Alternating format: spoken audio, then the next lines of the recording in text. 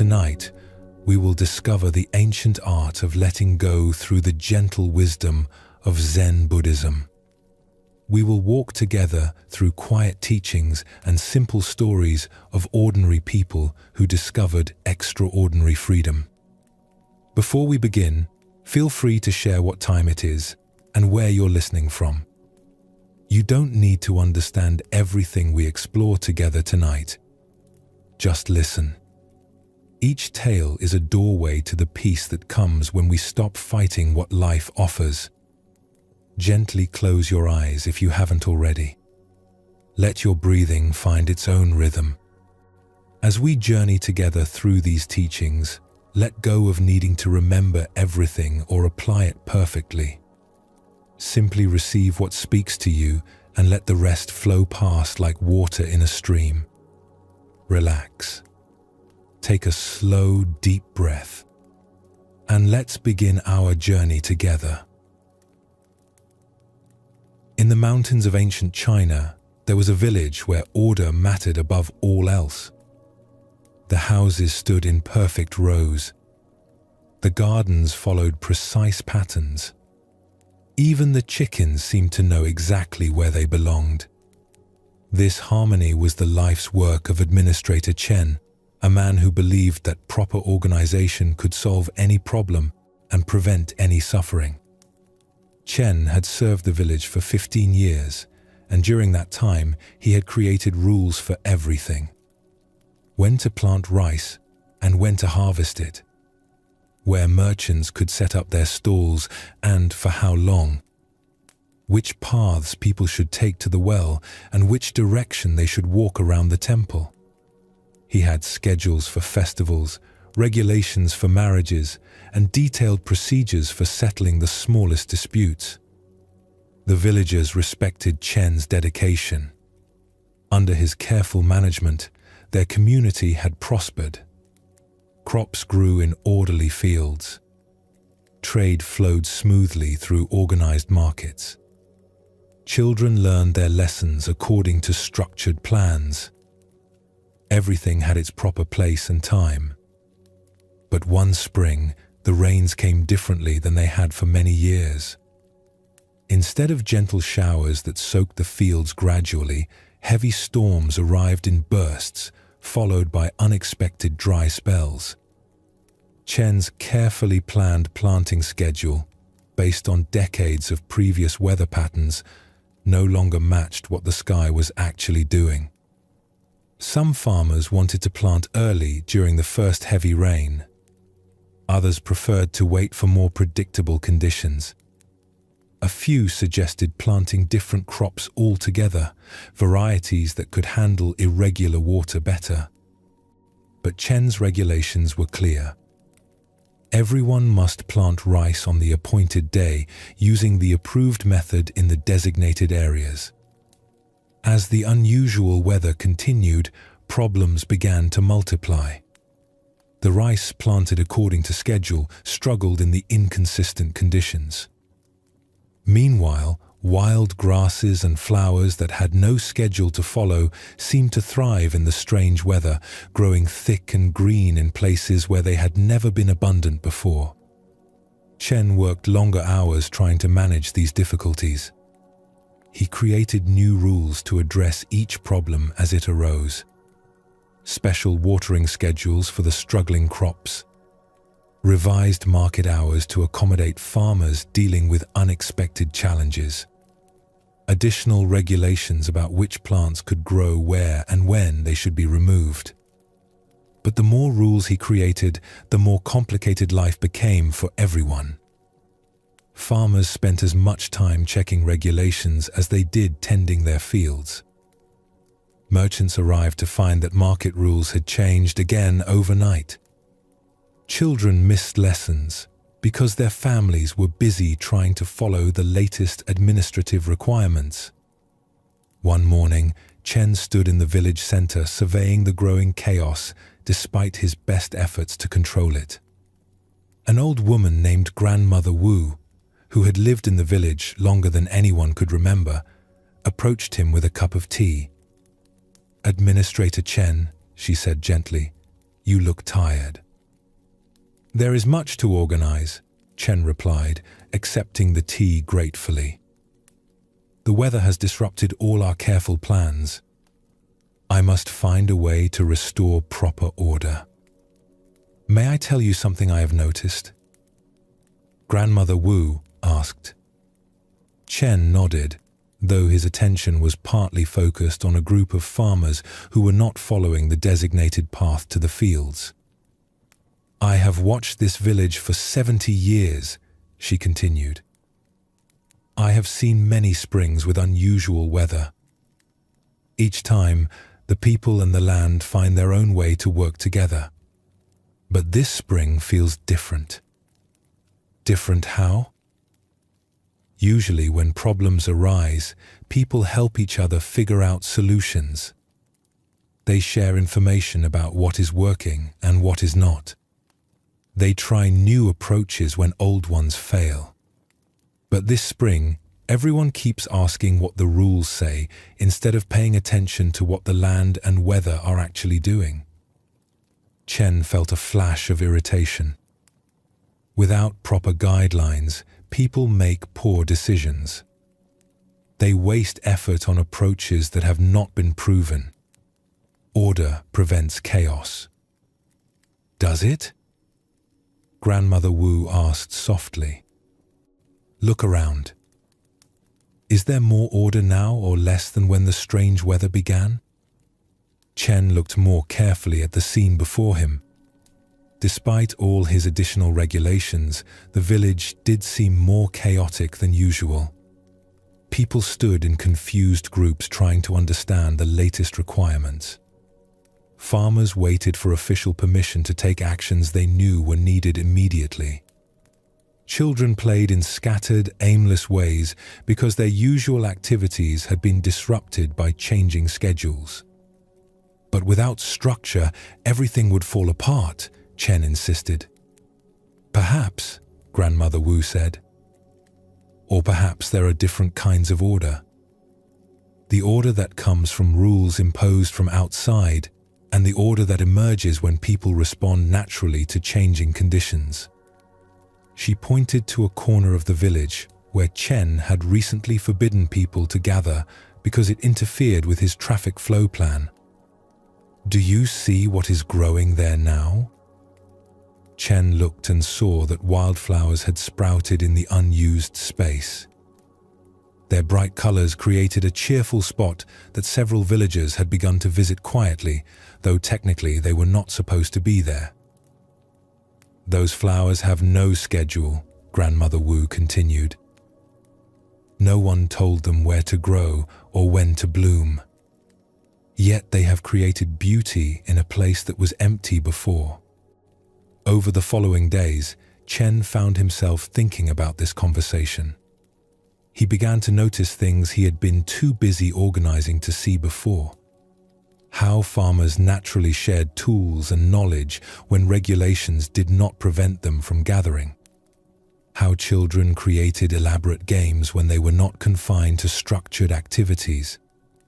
How merchants developed efficient systems for fair trading when they could respond immediately to changing conditions rather than waiting for official approval. Slowly, carefully, Chen began an experiment. He lifted some of his newer regulations, particularly those created in response to the unusual weather. Instead of requiring farmers to follow the predetermined planting schedule, he allowed them to plant when conditions seemed right to them. Instead of dictating market hours, he let merchants and customers find times that worked for their actual needs. At first, Chen felt deeply anxious watching this apparent disorder unfold. Farmers planted at different times. Market activity happened in unexpected rhythms. Children's learning happened in various places throughout the village rather than only in the designated school area. But as days passed, something surprising emerged. The farmers who planted according to their reading of actual conditions had better success with their crops than those who had followed the prescribed schedule. Markets that operated flexibly attracted more traders and generated more prosperity. Children who learned through natural curiosity and play seemed to retain more knowledge than those confined to rigid lesson plans. Most remarkably, the village began to feel harmonious again, but in a different way than before. Instead of the rigid uniformity that Chen's rules had created, there was a flowing cooperation that adapted naturally to changing circumstances. One evening, as Chen walked through the village and observed this emerging order, he experienced something that would change his approach to administration forever. Watching a group of farmers share knowledge about which seeds worked best in the current conditions, seeing children teach each other games that helped them learn counting and cooperation, witnessing merchants arrange their stalls in patterns that naturally accommodated both sellers and buyers, Chen suddenly understood what Grandmother Wu had meant. True order was not something imposed from outside, but something that emerged when people were free to respond wisely to actual conditions. His role was not to control every detail, but to create space for natural cooperation to flourish. The realization struck him so clearly that he stopped walking and simply stood in the village center, feeling a weight he had not known he was carrying begin to lift from his shoulders. For 15 years, he had been trying to force life into predetermined patterns. Now, he could see that life had its own intelligent patterns that worked better than anything he could design. From that day forward, Chen's approach to village administration transformed completely. Instead of creating detailed rules for every situation, he focused on maintaining basic principles that supported people in making their own wise decisions. Instead of solving every problem through regulation, he helped people develop their own problem-solving capabilities. Instead of controlling outcomes, he created conditions that allowed positive outcomes to emerge naturally. The village continued to prosper, but now its success felt sustainable and alive rather than rigid and fragile. When new challenges arose, the community could adapt flexibly rather than waiting for administrative solutions. People took more responsibility for their own choices and showed more consideration for their neighbors because they were not focused on following external rules. Years later, when other administrators visited to learn from Chen's success, he would tell them that the hardest lesson he had learned was the difference between creating order and allowing order to emerge. "I thought control meant determining how everything should happen," he would explain. But real control means creating space for natural wisdom to operate. When you stop trying to control everything, you discover that life organizes itself more intelligently than you ever could. This story shows us something profound about the nature of control in our own lives. Like Administrator Chen, we often believe that managing every detail will create security and success. We make elaborate plans for how things should unfold. We try to eliminate uncertainty by predicting and preparing for every possibility. We create internal rules about how we should think, feel, and behave in various situations. But as Chen discovered, excessive control often creates the very problems it attempts to solve. When we grip too tightly to our plans, we cannot adapt when conditions change. When we insist that life follow our timeline, we miss opportunities that arise unexpectedly. When we try to control our thoughts and emotions rigidly, we create internal tension that makes natural peace impossible. Zen Buddhism teaches that much of our suffering comes from believing we can and should control outcomes. This belief makes us anxious when things do not go according to plan. It makes us exhausted from constantly trying to manage circumstances that are partly or completely beyond our influence. It prevents us from responding skillfully to what is actually happening because we are so focused on making things happen as we think they should. Letting go of control does not mean becoming passive or careless. Administrator Chen did not abandon his responsibilities when he learned to work with natural order rather than against it. Instead, he discovered more effective ways to fulfill his role by creating conditions that supported people's natural wisdom rather than suppressing it. In your own life, letting go of control means distinguishing between what you can influence and what you cannot. You can choose your actions, but you cannot determine their outcomes. You can offer your best effort, but you cannot guarantee specific results. You can create conditions that support what you value, but you cannot force those values to manifest exactly as you envision. This recognition brings tremendous relief. Instead of carrying the impossible burden of making everything turn out right, you can focus your energy on responding wisely to whatever actually occurs. Instead of fighting circumstances that have already happened, you can work skillfully with present conditions. Instead of demanding that uncertainty become certainty, you can learn to move forward confidently, despite not knowing exactly what comes next. In another part of the mountains, there lived a potter named Keisuke, who had learned his craft from his father and grandfather before him. His family had been making ceramics for generations, creating bowls, cups, and vases that were valued throughout the region for their beauty and durability. Keisuke took great pride in continuing this tradition and had spent years mastering the techniques passed down through his lineage. But Keisuke had developed an obsession with perfection that made his work increasingly difficult and frustrating. He would envision exactly how each piece should look before he began, planning every curve and proportion in precise detail. When the clay did not respond exactly as he intended, when a bowl's rim was slightly uneven or a vase's shape was not perfectly symmetrical, he would often destroy his work and start over. His workshop was filled with fragments of broken pottery, pieces that had been close to completion but had failed to meet his exacting standards. Keisuke would spend entire days creating and destroying, growing more frustrated with each imperfect result. The clay itself seemed to resist his efforts to control it completely. Despite his skill and experience, the material would behave unpredictably. Sometimes it would be too soft, collapsing under the pressure of his precise shaping. Other times it would be too stiff, cracking when he tried to form it into his predetermined vision. The humidity, the temperature, the clay's particular composition that day all affected how it responded to his touch.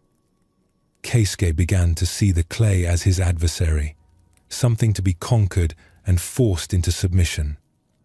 He tried different techniques to gain more control. Special tools that would give him more precise shaping ability. Additives that would make the clay more predictable in its behavior. Rigid schedules that would eliminate variables in temperature and humidity.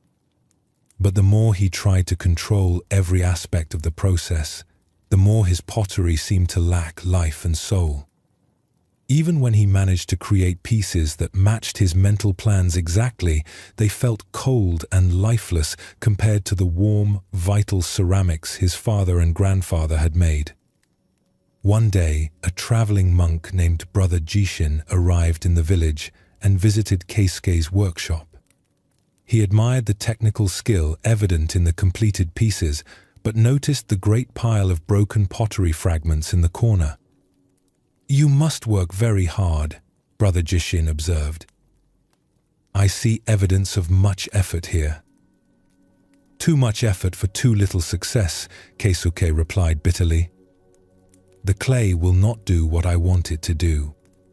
No matter how carefully I plan each piece, something always goes wrong." "May I watch you work?" the monk asked. Keisuke agreed, though he felt self-conscious about his struggles. As he began shaping a new bowl, Brother Jishin observed quietly. Keisuke's hands were tense with concentration. His jaw was tight with determination. Every movement was controlled and deliberate, trying to force the clay into the exact shape he had visualized. When the bowl's rim began to waver slightly from his intended perfect circle, Keisuke's frustration became visible. His movements became more forceful, trying to correct the clay's deviation from his plan. The more he fought to control the shape, the more the clay seemed to resist, until finally the bowl collapsed entirely. "This always happens," Keisuke said, staring at the ruined clay. "I can see exactly how it should look, but the material will not cooperate." Brother Jishin was quiet for a moment. Then he asked, "When you were learning this craft as a child, watching your father work, what did you notice about his hands?" Keisuke thought back to those early memories. His hands moved very smoothly. He seemed to dance with the clay rather than fight it. But he was a master.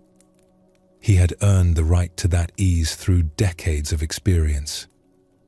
"And how did his finished pieces look compared to what you are trying to create?" This question made Keisuke pause. His father's bowls and vases had never been perfectly symmetrical. If you measured them precisely, you would find small variations, gentle irregularities that somehow made them more beautiful rather than less. They had a quality of life and warmth that Keisuke's technically perfect pieces lacked. "They were beautiful," Keisuke admitted. "More beautiful than anything I make, even when I succeed in controlling the shape exactly." "What if the clay is not your enemy?" Brother Jishin suggested gently. "What if it is your partner in creating something that neither of you could make alone?" That afternoon, Keisuke tried an experiment. Instead of beginning with a rigid mental image of how his pot should look, he simply placed his hands on the clay and began to feel its particular qualities that day. This clay was a bit softer than usual, with a texture that suggested it might want to flow in slightly curved forms rather than straight lines. Instead of forcing it into his predetermined design, Keisuke allowed his hands to respond to what the clay seemed to offer.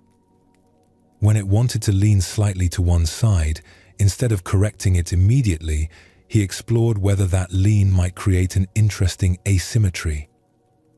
When the rim naturally formed into a shape that was different from what he had planned, he considered whether this new shape might be more beautiful than his original intention. For the first time in months, Keisuke found himself truly enjoying the process of pottery making. His shoulders relaxed. His breathing deepened. His hands moved with a fluidity he had not experienced since he became obsessed with perfect control. The bowl that emerged from this collaboration between potter and clay was unlike anything Keisuke had made before. It was not perfectly symmetrical, but its gentle irregularities gave it a quality of liveliness and grace. The rim had a subtle wave that made drinking from it a pleasure. The proportions were different from what he had planned, but they felt harmonious and natural. As Keisuke lifted the completed bowl and felt its weight in his hands, something shifted profoundly in his understanding of his craft. He realized that his greatest creations would come not from imposing his will upon the clay, but from learning to dance with its natural properties. The clay had its own wisdom about form and function that could enhance rather than threaten his artistic vision. This moment of insight changed not only his pottery, but his entire approach to creative work.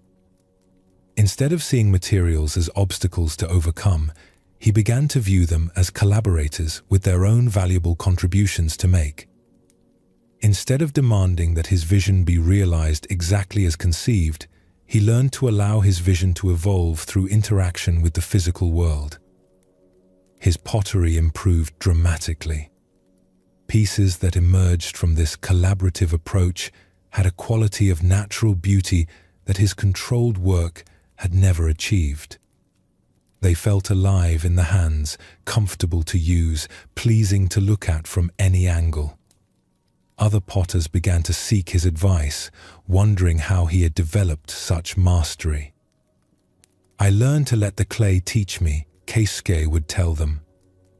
"I stopped trying to make pottery and started allowing pottery to emerge through the meeting of my skills with the clay's nature. The greatest beauty comes from this cooperation, not from conquest." Years later, when Keisuke had become known as one of the finest potters in the mountains, he would demonstrate his technique to students by showing them first how to feel the clay's particular qualities before beginning to shape it. "Each piece of clay is different," he would explain. "Each day brings different conditions of humidity and temperature. If you try to make the same pot every time, you fight against these natural variations. But if you learn to work with them, they become your allies in creating something more beautiful than you could plan alone." Keisuke's story teaches us about a different relationship with control in creative endeavors and daily life.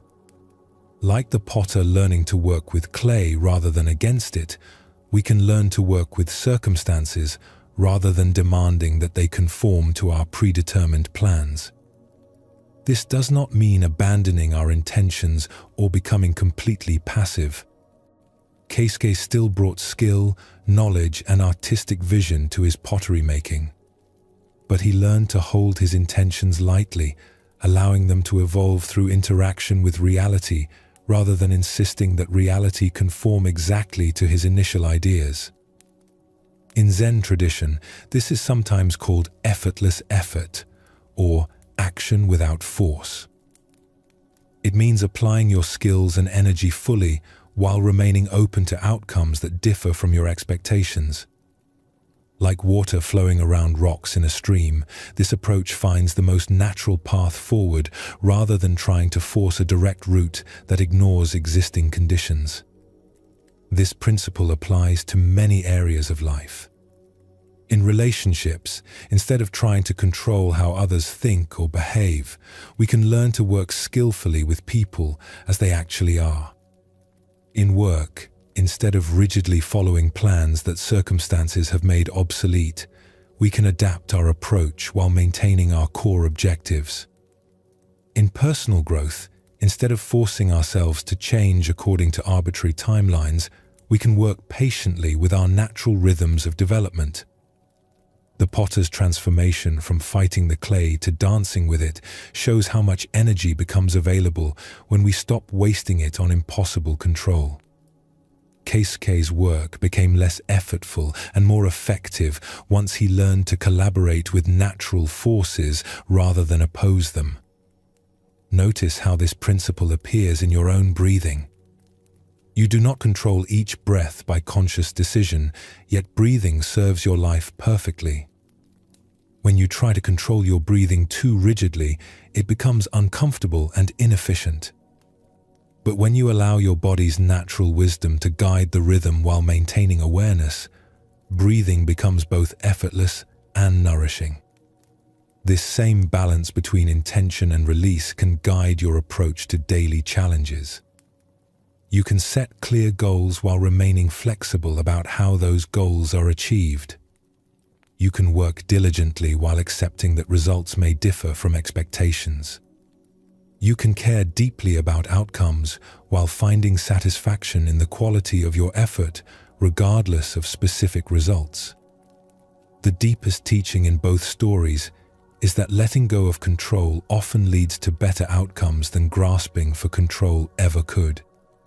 Administrator Chen discovered that allowing natural order to emerge created more harmony than imposed regulations. Potter Keisuke found that collaborating with his materials produced more beautiful art than forcing them into predetermined shapes. This paradox appears throughout Zen teaching. When you stop grasping so tightly, you often receive more than when you demanded specific results. When you allow life to flow naturally while offering your best contribution to that flow, solutions emerge that your controlling mind could never have planned. As your body continues to relax and your mind settles into quietness, rest in this understanding that you do not need to control everything to live well. You need only to respond wisely to what actually appears, moment by moment, breath by breath. In this response without force, this effort without strain, this caring without clinging, you will find a peace that no amount of control could ever provide. Tomorrow will bring new opportunities to practice this gentle way of being. New chances to work with conditions as they arise, rather than demanding that they be different. New invitations to discover the beauty that emerges when your intentions meet reality with openness rather than resistance. Tonight, let your breath find its own perfect rhythm. Let your body settle into rest without effort. Let your mind release its need to manage and simply receive the natural peace that comes when control is gently set aside. This is the first step in learning to let go. This willingness to allow what wants to happen naturally, without force, without fight, without the exhausting attempt to make everything conform to how you think it should be.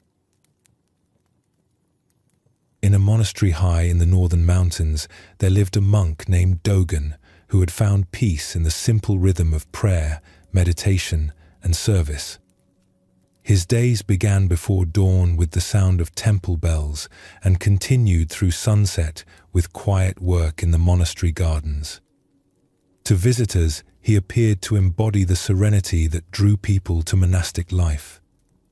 But Dogen carried a weight that none of his fellow monks knew about. Before coming to the monastery 5 years earlier, he had been a soldier in the emperor's army. During those years, he had followed orders that resulted in actions he could barely think about without feeling sick with shame and regret. There had been a village suspected of harboring rebels. Dogen's unit had been ordered to search every house and arrest anyone who seemed suspicious. In the confusion and fear of that day, decisions had been made quickly, based on incomplete information and the heat of the moment. Innocent people had suffered because of actions Dogen had taken, orders he had followed without questioning deeply enough. When the war ended and soldiers were released from service, Dogen had wandered for months, unable to return to normal life. The faces of people he had harmed haunted his dreams. Their voices seemed to follow him during the day. He could not eat without thinking of families whose meals he had disrupted. He could not sleep peacefully knowing that his actions had cost others their peace. Eventually, this suffering had led him to the monastery, seeking refuge and perhaps forgiveness in a life dedicated to compassion and service. But even after 5 years of meditation, prayer, and good works, the weight of his past had not lifted. If anything, his growing understanding of Buddhist teachings about non-harm made his former actions feel even more terrible. Dogen spent hours in meditation trying to find peace with his past, but instead of serenity, he often found himself reliving those painful scenes over and over. He would imagine what he should have done differently, how he could have questioned orders more courageously, how he might have protected innocent people better. These mental rehearsals of alternative histories brought no relief, only deeper anguish about opportunities for compassion that he had missed. His fellow monks began to notice that despite his dedication to spiritual practice, Dogen seemed burdened rather than liberated by his life at the monastery. During group meditation, he would sit rigidly, his face tight with concentration and pain. During work periods, he labored with grim determination rather than peaceful mindfulness. Even during meals, he ate with the mechanical efficiency of someone fulfilling a duty rather than receiving nourishment. The abbot of the monastery, Master Ekai, was known for his wisdom in helping monks work through difficulties that arose during spiritual development. He had noticed Dogen's struggles, but had waited for the right moment to offer guidance, knowing that some burdens could only be addressed when a person was ready to receive help.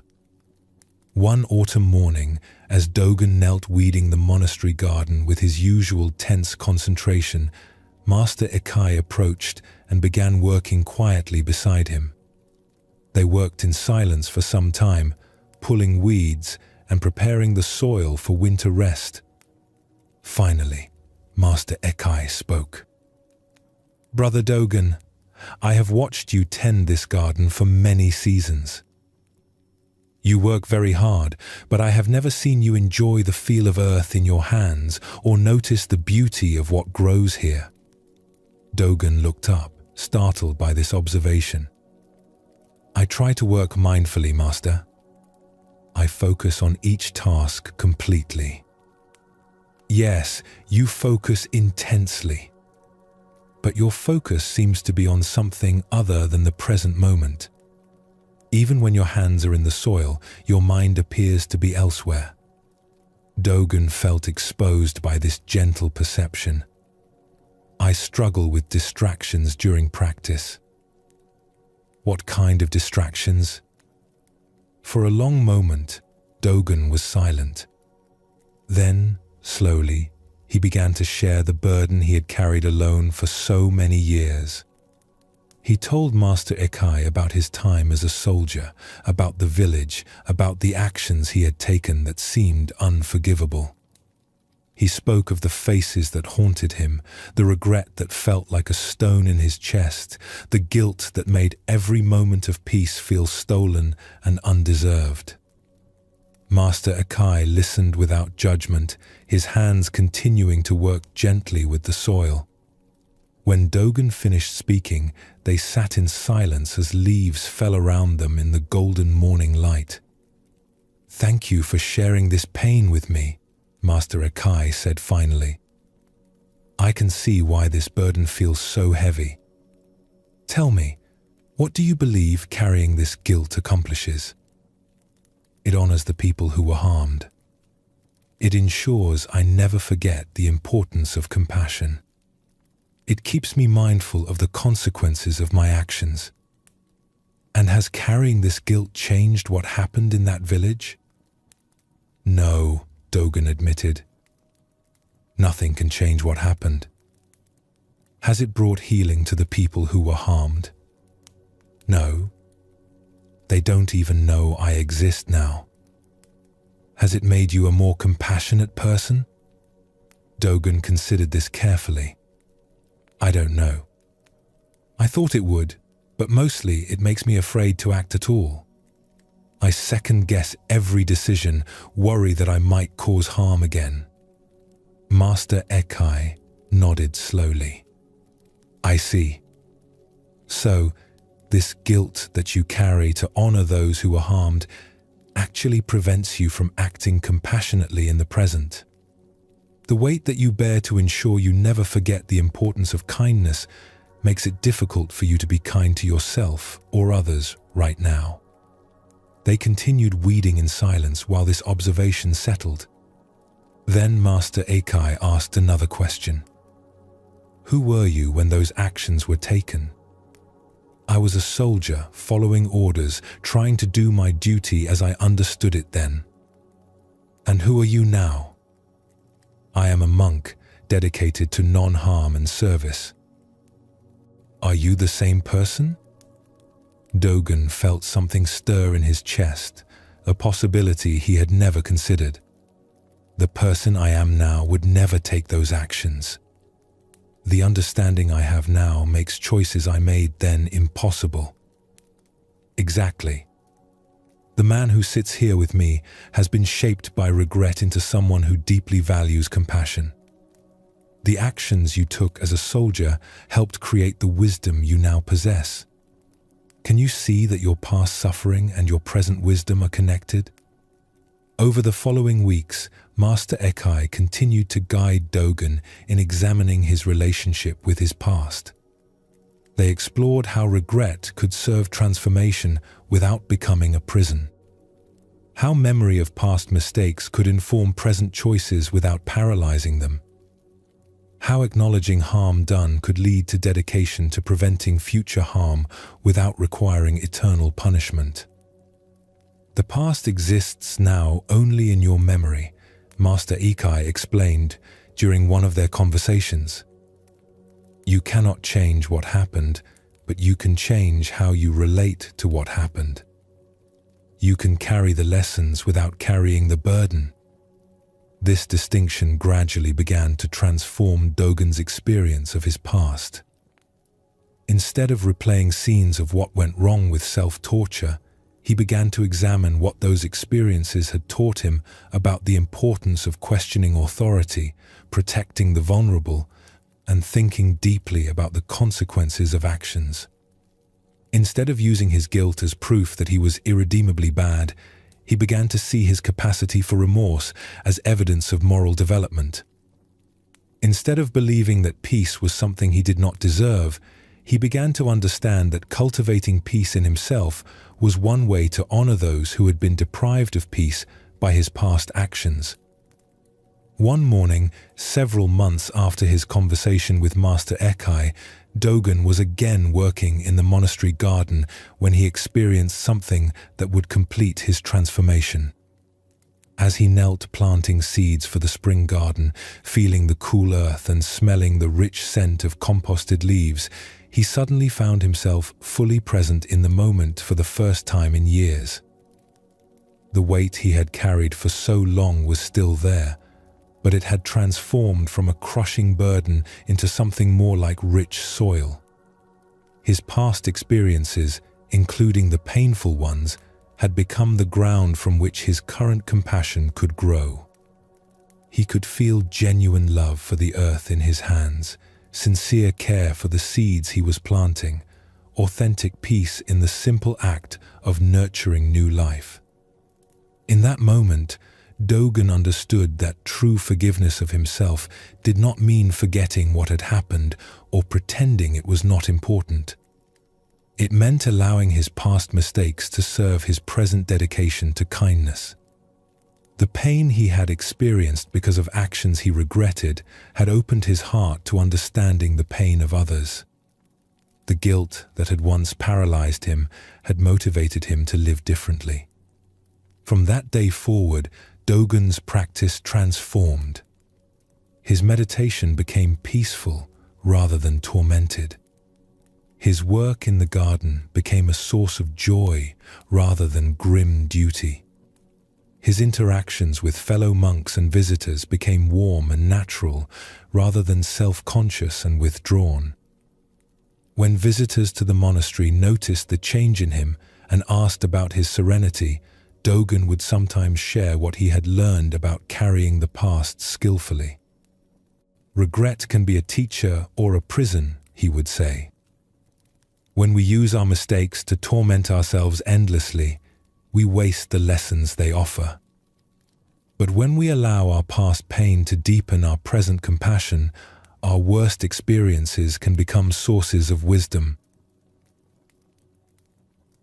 In another part of the mountains, there lived a merchant named Fujiwara who had spent 30 years building what he considered a perfect life. Through careful planning, hard work, and strategic thinking, he had accumulated substantial wealth, earned respect in his community, and created a comfortable existence for his family.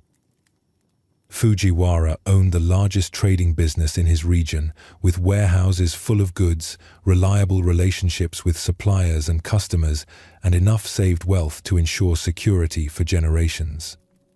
His house was filled with beautiful objects collected during years of successful trading. His children attended the best schools and expected to inherit both wealth and social position. More than his possessions, Fujiwara was proud of his identity as a successful businessman.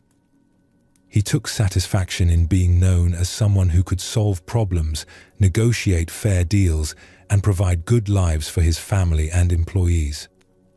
When people in the community faced financial difficulties, they would often seek his advice or assistance. But one spring, heavy rains in the mountains caused floods that had not been seen for generations. The river that ran through Fujiwara's town, normally peaceful and contained, became a raging torrent that destroyed everything in its path. In a single day, Fujiwara lost everything. His warehouses were swept away with all their contents. His house was damaged beyond repair, and most of his beautiful possessions were destroyed or carried off by the floodwaters. The records of his business transactions, his accounts, his carefully built relationships with distant trading partners, all disappeared in the chaos. Most devastating of all, the flood destroyed not just his wealth, but his entire identity. Without his business, his possessions, his role as a successful merchant, Fujiwara felt like he no longer knew who he was. The self-confidence that had carried him through decades of challenges evaporated when the external sources of that confidence were washed away. In the months following the flood, as the community began rebuilding, Fujiwara fell into deep despair. While his neighbors focused on reconstructing their simpler homes and livelihoods, he found himself paralyzed by the magnitude of what he had lost. Every time he tried to think about starting over, he was overwhelmed by memories of what his life had been before. He would walk through the town and see the empty foundation where his house had stood, remembering the beautiful room where he had entertained important guests. He would pass the cleared space where his warehouses had been, thinking about the carefully organized inventory that had represented years of accumulated success. He would encounter former business associates and feel ashamed that he could no longer offer them the deals and opportunities they had come to expect from him. Fujiwara's wife and children adapted to their reduced circumstances with resilience that surprised him. They found shelter with relatives, took on simple work to contribute to the household, and seemed to accept their changed situation with grace. But Fujiwara could not let go of what had been lost. He spent his days comparing their current poverty to their former prosperity, their present uncertainty to their past security. One evening, as Fujiwara sat by the river that had destroyed his life, an old monk named Brother Myoan approached and asked if he could share the peaceful spot by the water. Fujiwara agreed reluctantly, not feeling particularly interested in conversation, but too polite to refuse. They sat in silence for some time, watching the river flow gently now that the flood season had passed. Finally, Brother Myoan spoke. "This river has carved a new channel through your town. It flows differently than it did before the flood." "Yes," Fujiwara replied bitterly. "It destroyed everything in its path." "And now?" Fujiwara looked more carefully at the water. It was true that the river had carved a new course, but the water itself seemed calm and clear. Where the flooding had washed away debris and old structures, new green growth was already beginning to appear. "Now it flows peacefully," he admitted. The same water that brought destruction also brought renewal. The flood that ended one phase of life made space for whatever comes next, but I lost everything, Fujiwara said. 30 years of work gone in a single day. "Tell me," Brother Myoan asked gently, "what did you actually lose?" "My business, my wealth, my home, my position in the community."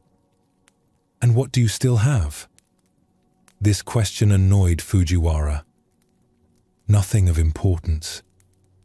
Just the clothes I'm wearing and whatever charity people offer." "What about your skills as a trader? Your understanding of business? Your knowledge of what people need and value?" Fujiwara had not thought about these things as possessions he still owned. I suppose those are still there. And your relationships with your family? Your years of experience in solving problems? Your ability to work hard and think strategically? Slowly, Fujiwara began to realize that while he had lost the external results of 30 years of work, he had not lost the capabilities that had created those results. The flood had taken away what he had built, but it could not wash away what he had learned.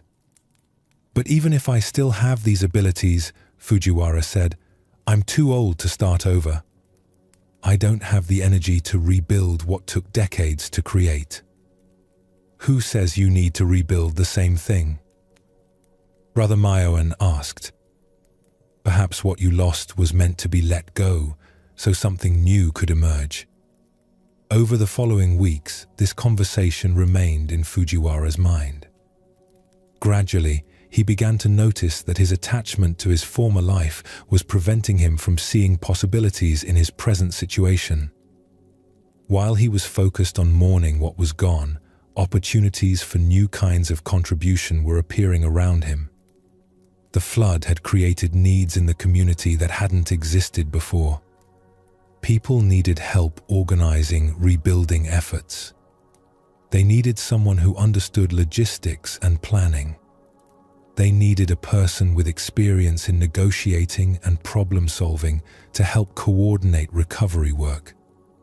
Slowly, almost without making a conscious decision, Fujiwara began to offer his skills to these community needs. Instead of trading for profit, he found himself trading his knowledge and experience for the satisfaction of helping his neighbors rebuild their lives. At first, this felt like a poor substitute for his former success.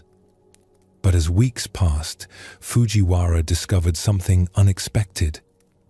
Working to help others recover from the disaster brought him a sense of purpose and satisfaction that his personal wealth accumulation had never provided.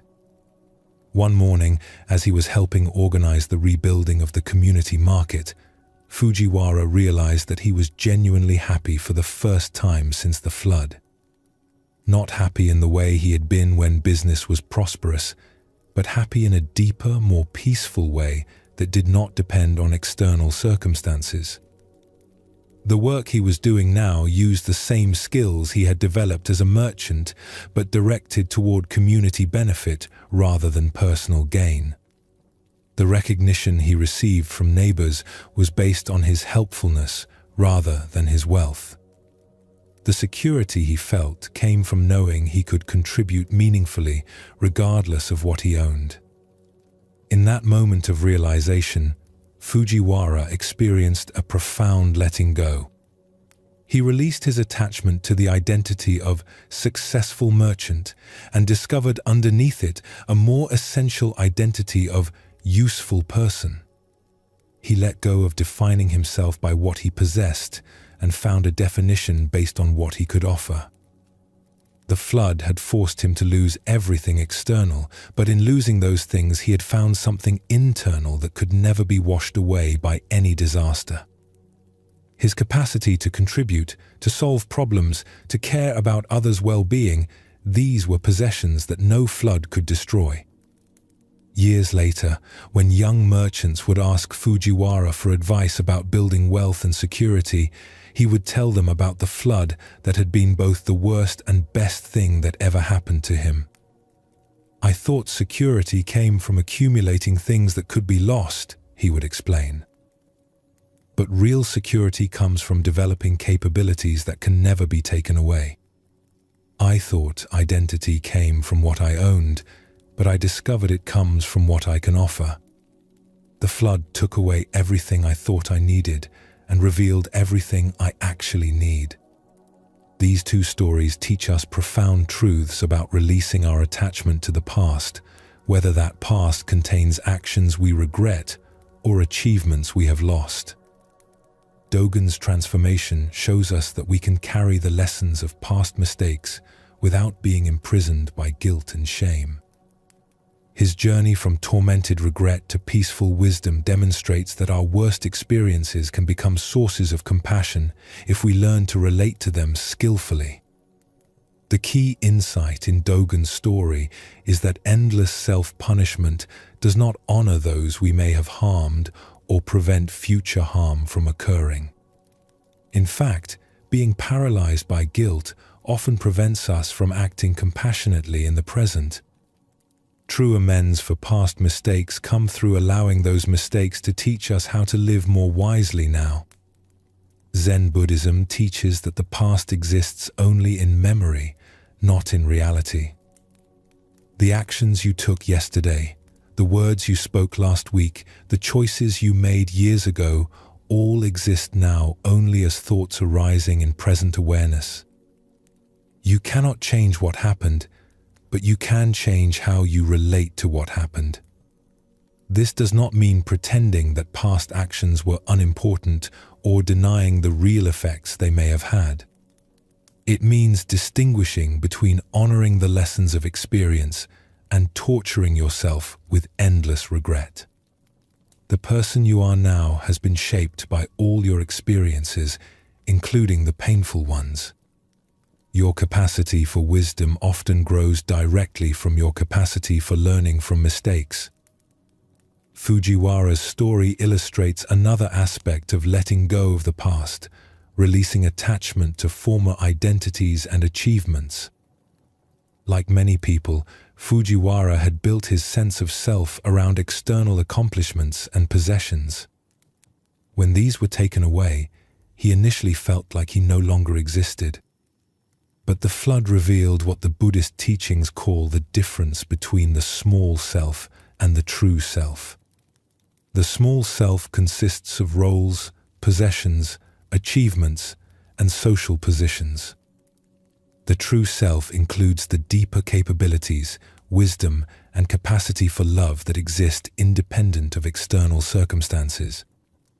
When Fujiwara learned to let go of defining himself by what he had accumulated and discovered his identity in what he could contribute, he found a sense of security and satisfaction that no external loss could threaten. This is the freedom that comes from loosening our attachment to past achievements and identities. Many people live as prisoners of their own past success, feeling obligated to maintain identities and lifestyles that no longer serve them. Others remain trapped by past failures, believing that mistakes define their worth permanently. Both forms of attachment to the past prevent us from responding freely to present opportunities. The wisdom in both stories is that the past can inform the present without controlling it. Dogen learned to let his past mistakes inform his present commitment to compassion without allowing guilt to paralyze his ability to act compassionately. Fujiwara learned to let his past success inform his present service without being trapped by the need to recreate former achievements. In your own life, notice where attachment to the past may be limiting your freedom in the present. Are there regrets you carry that have become more burdensome than instructive? Are there past achievements you cling to that prevent you from growing in new directions? Are there former identities you maintain that no longer serve your actual development? Letting go of the past does not mean losing the valuable lessons it has taught you. It means carrying those lessons lightly, as wisdom rather than burden.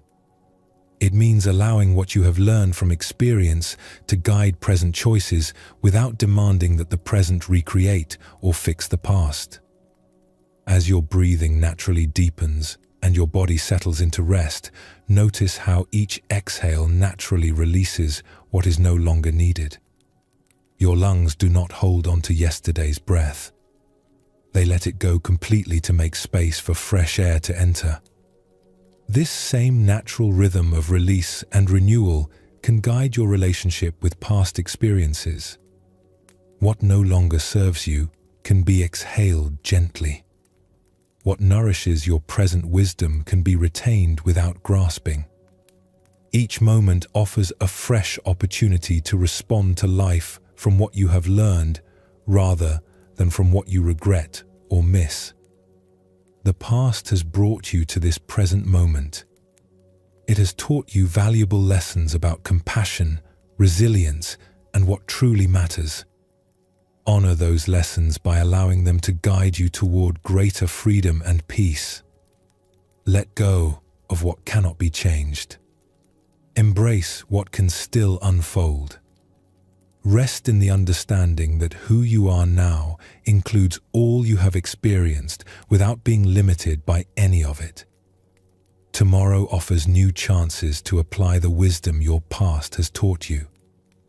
New opportunities to choose compassion over regret, service over self-pity, presence over nostalgia.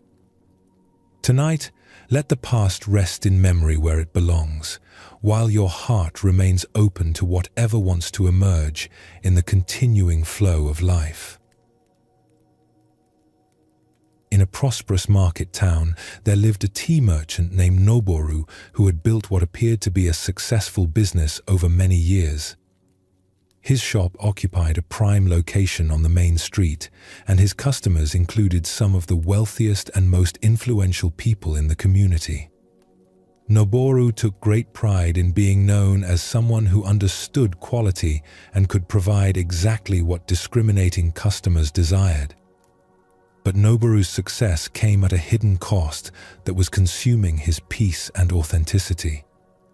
Over the years, he had gradually shaped his entire business around what he believed would impress his customers, rather than what he genuinely thought would serve them best. He stocked teas that were fashionable rather than teas he personally found most satisfying. He decorated his shop according to current trends rather than his own aesthetic preferences. He even trained himself to speak and behave in ways that he thought would create the right impression with important customers.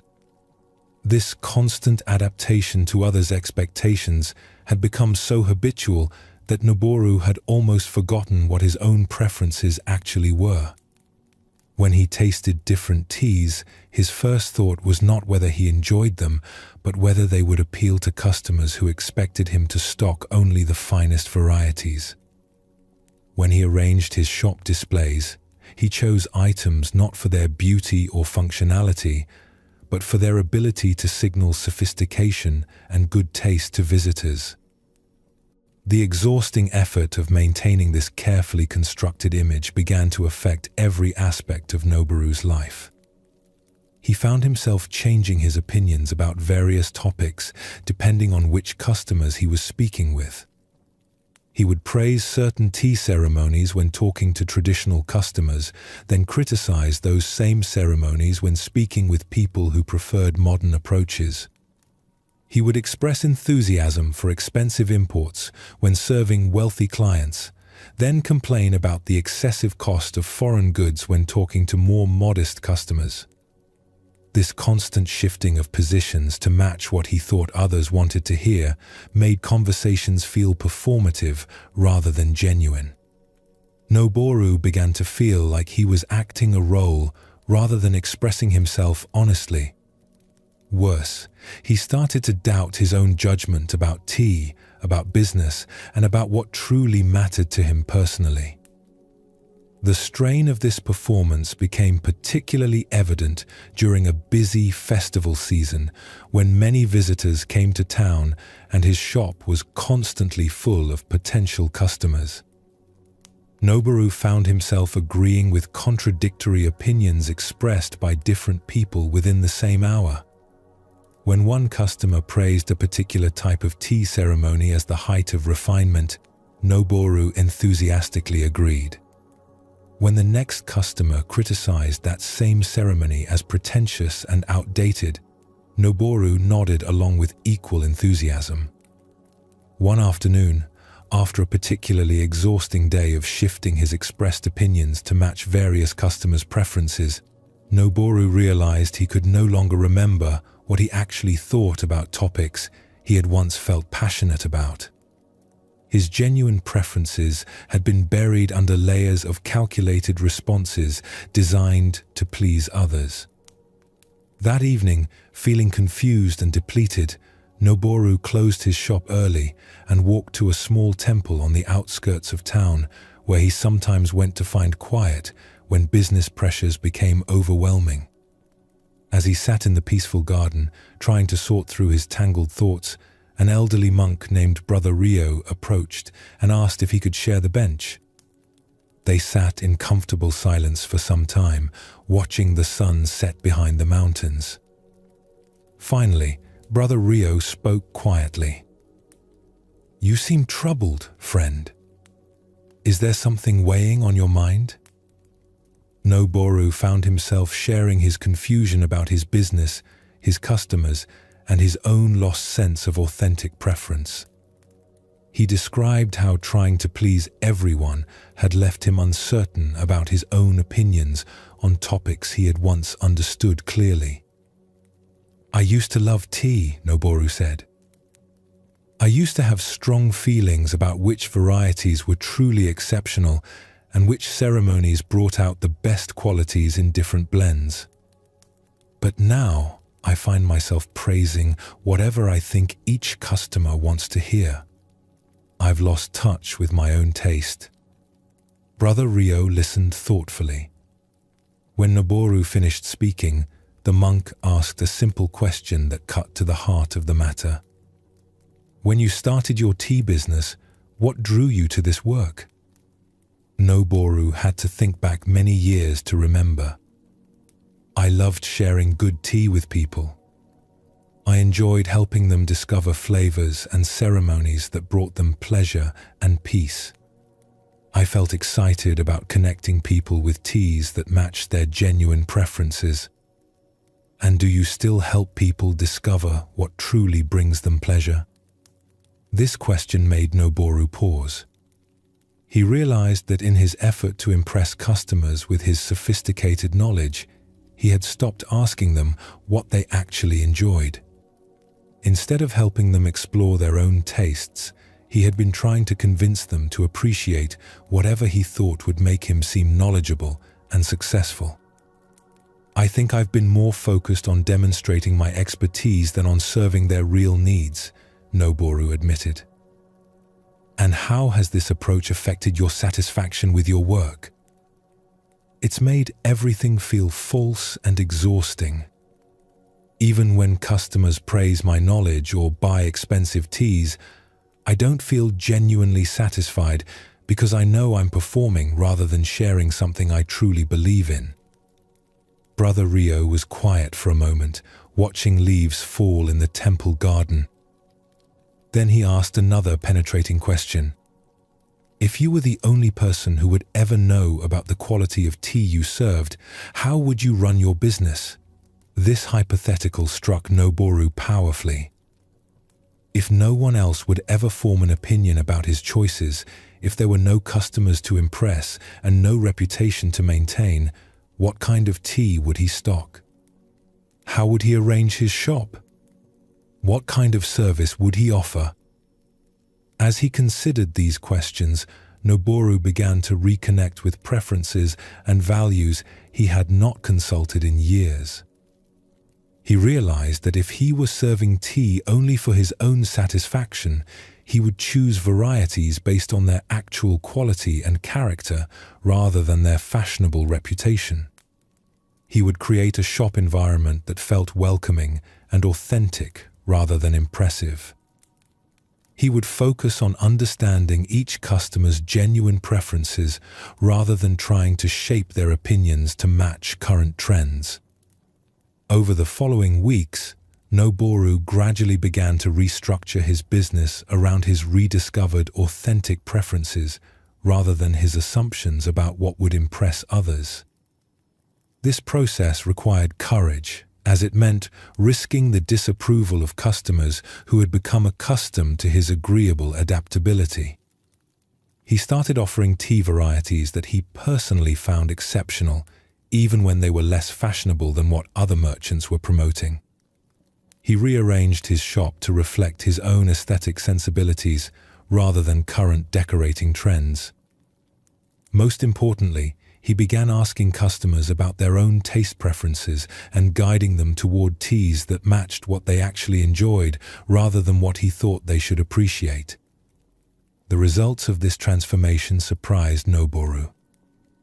Rather than losing customers because he was no longer trying to please everyone, he began attracting people who appreciated his authentic expertise and genuine recommendations.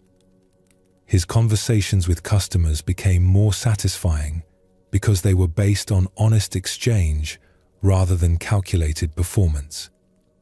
One morning, several months after his conversation with Brother Rio, a long-time customer made an observation that confirmed Noboru's transformation. "Your recommendations have become much more helpful lately," the customer said. "You seem to really understand what I enjoy, and the teas you suggest always suit my taste perfectly." Noboru realized that by focusing on serving customers' genuine needs rather than managing their opinions of him, he had become more effective at his actual work. When he stopped performing expertise and started sharing authentic knowledge, people trusted his guidance more completely. The deeper change was in Noboru's own relationship with his work. Tea tasting became enjoyable again because he was evaluating flavors according to his genuine palate rather than trying to figure out the correct opinion to express.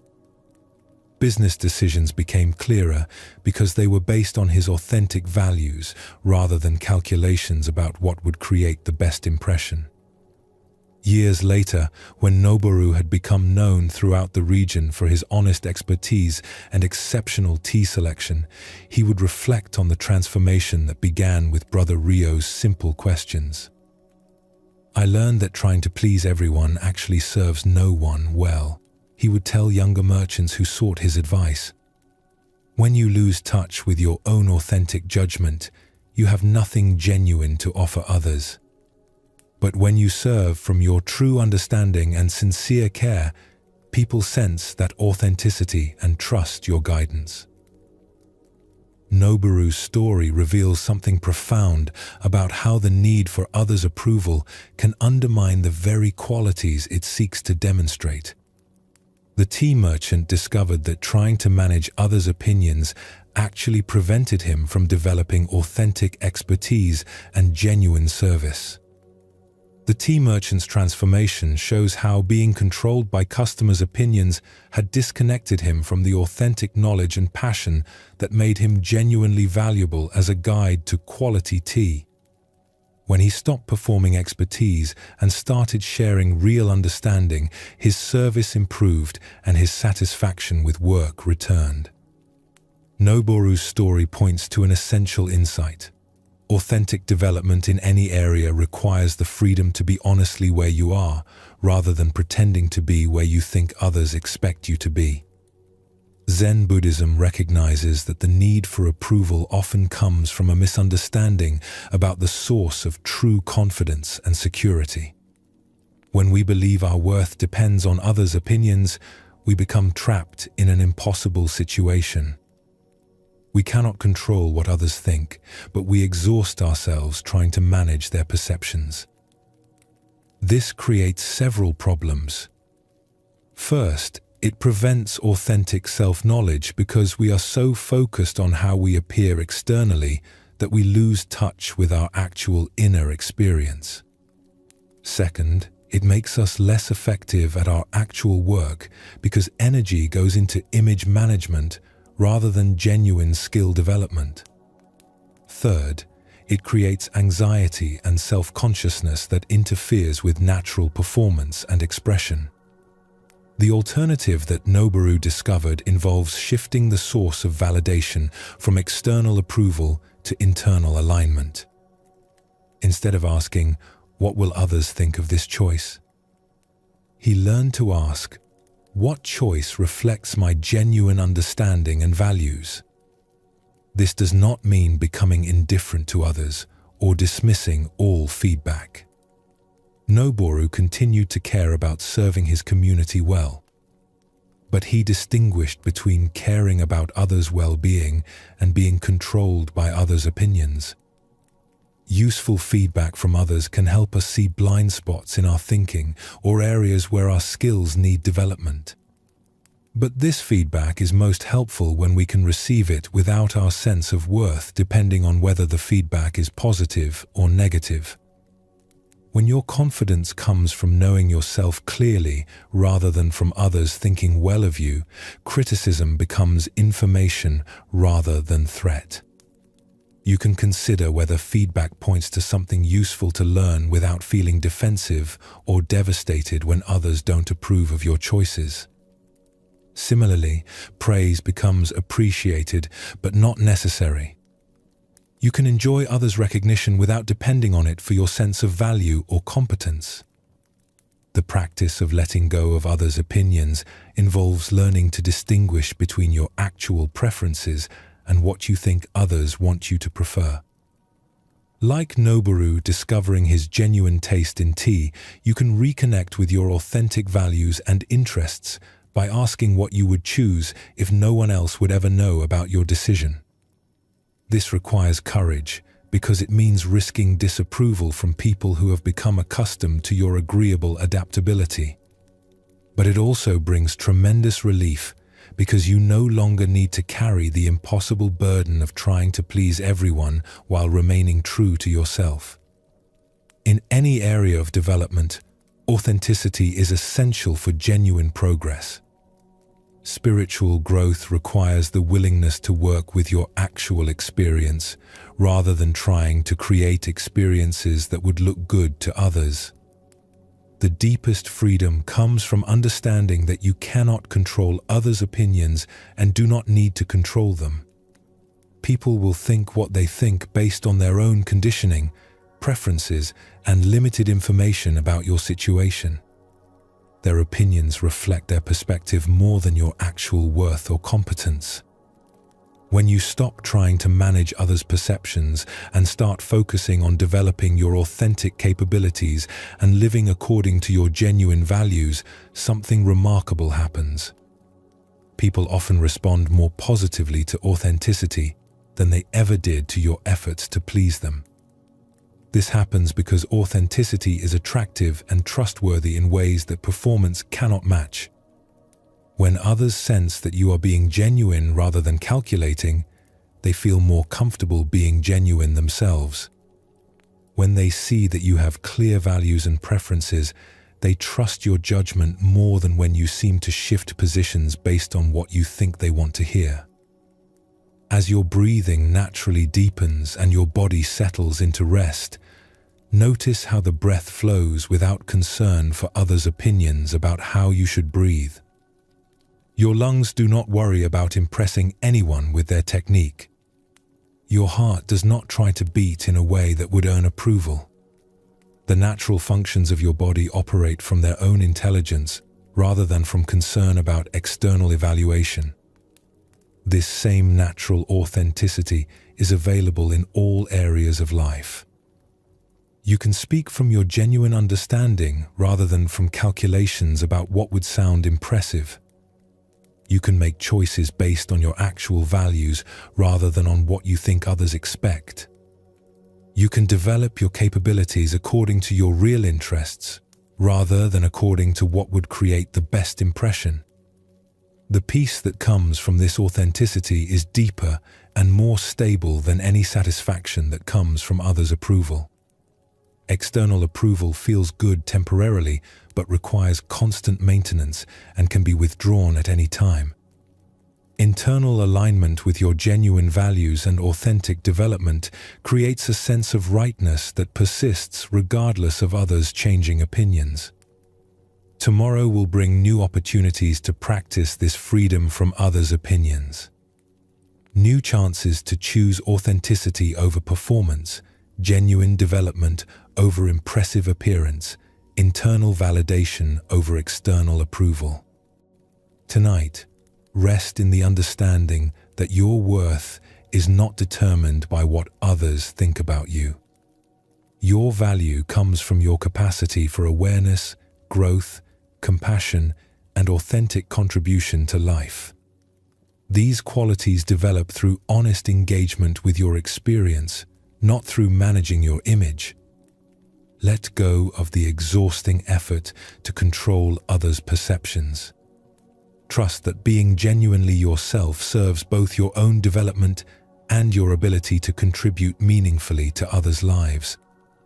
In this trust, in this authenticity, in this freedom from the prison of seeking approval, you will find a peace that no opinion can disturb and a confidence that no criticism can destroy. In a valley known for its fertile soil, there lived a farmer named Ichiro who had inherited his land from his father and grandfather before him.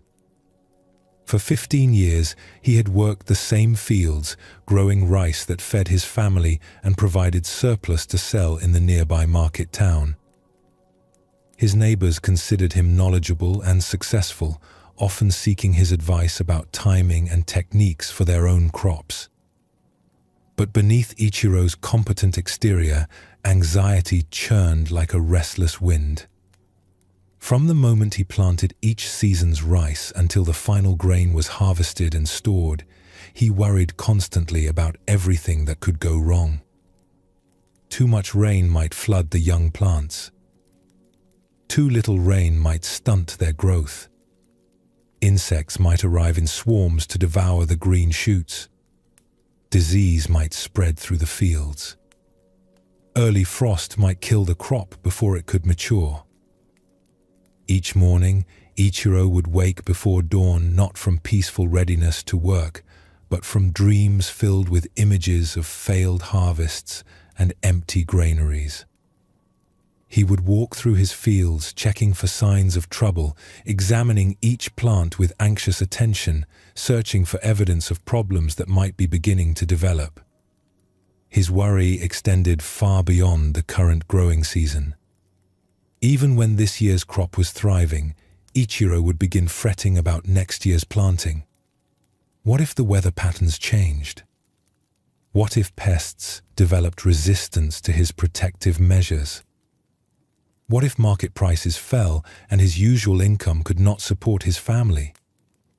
What if his aging body could no longer handle the demanding physical work of farming? These concerns multiplied endlessly in his mind. If next year's harvest failed, how would he feed his children? If his income dropped, how could he maintain his house and equipment? If he became too old to farm, who would care for the land his family had tended for generations? Each worry spawned additional worries, creating an ever-expanding web of anxiety about possibilities that existed only in his imagination. Ichiro's preoccupation with future troubles began to interfere with his present effectiveness. While walking through his fields, instead of noticing what his crops actually needed today, he was mentally rehearsing responses to problems that might arise next month. While working, instead of being fully present with the task at hand, he was calculating and recalculating how various imagined disasters might affect his family's security. His wife and children noticed that even during good times, when crops were healthy and prospects looked favorable, Ichiro seemed unable to enjoy their abundance. At dinner, when they expressed gratitude for the day's work and the food on their table, he would remind them that next season's success was not guaranteed. When neighbors complimented his thriving fields, he would immediately mention all the threats that could still destroy the harvest. The constant anxiety was exhausting for Ichiro and difficult for his family to witness. His children began to feel that their father saw farming as a series of potential disasters rather than a way of participating in the natural cycles of growth and harvest. His wife worried that his fear of future problems was preventing him from appreciating present blessings. One autumn, an elderly monk named Brother Kosho visited the valley during the harvest season. He was traveling between monasteries and asked if he could help with farm work in exchange for meals and a place to sleep. Ichiro agreed, partly from generosity and partly because extra hands were always welcome during the busy harvest time. Brother Kosho worked alongside Ichiro for several days, moving quietly through the fields with steady, unhurried attention. He seemed to notice everything about the immediate work: the weight of the rice stalks, the texture of the soil, the quality of the grain they were gathering. But he showed no anxiety about the work, no rushed urgency to finish quickly. On the third day, as they paused to rest in the shade during the hottest part of the afternoon, Brother Kosho made an observation that surprised Ichiro. "You have produced a magnificent harvest this year. The grain is healthy and abundant. Yet you work as if disaster were imminent." Ichiro felt defensive. A farmer must always be alert to problems. There are so many things that can go wrong. Indeed, there are.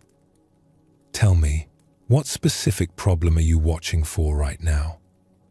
Ichiro looked around the field where they were working. The harvest was proceeding smoothly.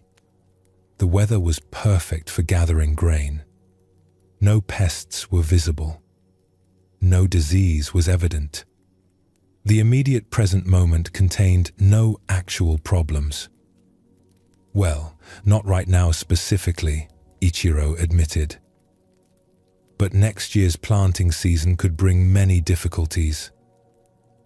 "And when next year's planting season arrives, will you be present to address whatever challenges it brings?" "Of course."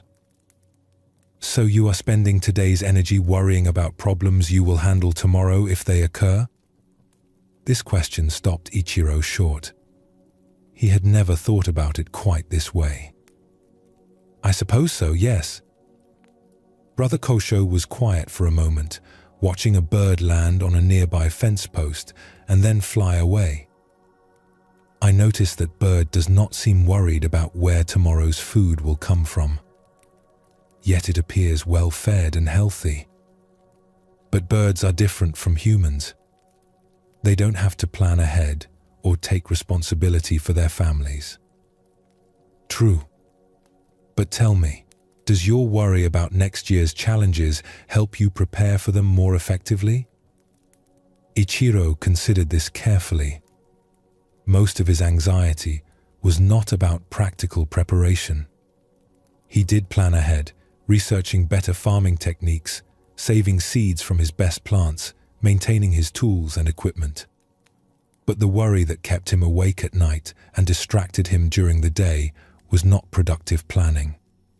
It was simply mental rehearsal of feared scenarios over which he had little control. "I suppose most of my worry doesn't actually help me prepare," he admitted reluctantly. "It just makes me feel like I'm doing something about uncertainties." "And how do you feel when you spend your energy this way?" "Tired. Anxious. Sometimes I can barely enjoy good times because I'm so focused on how they might end."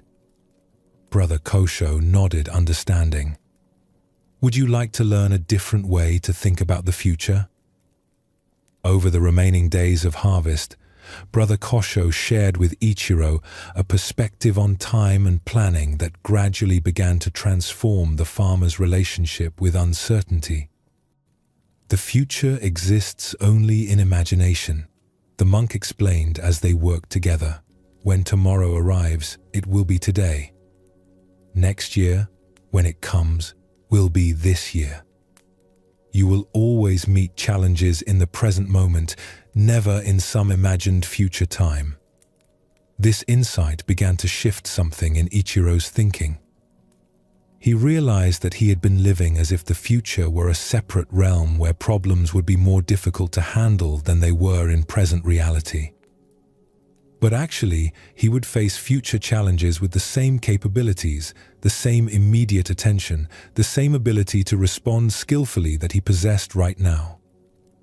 "Prudent planning serves the future," Brother Kosho continued. "But anxious worrying serves nothing.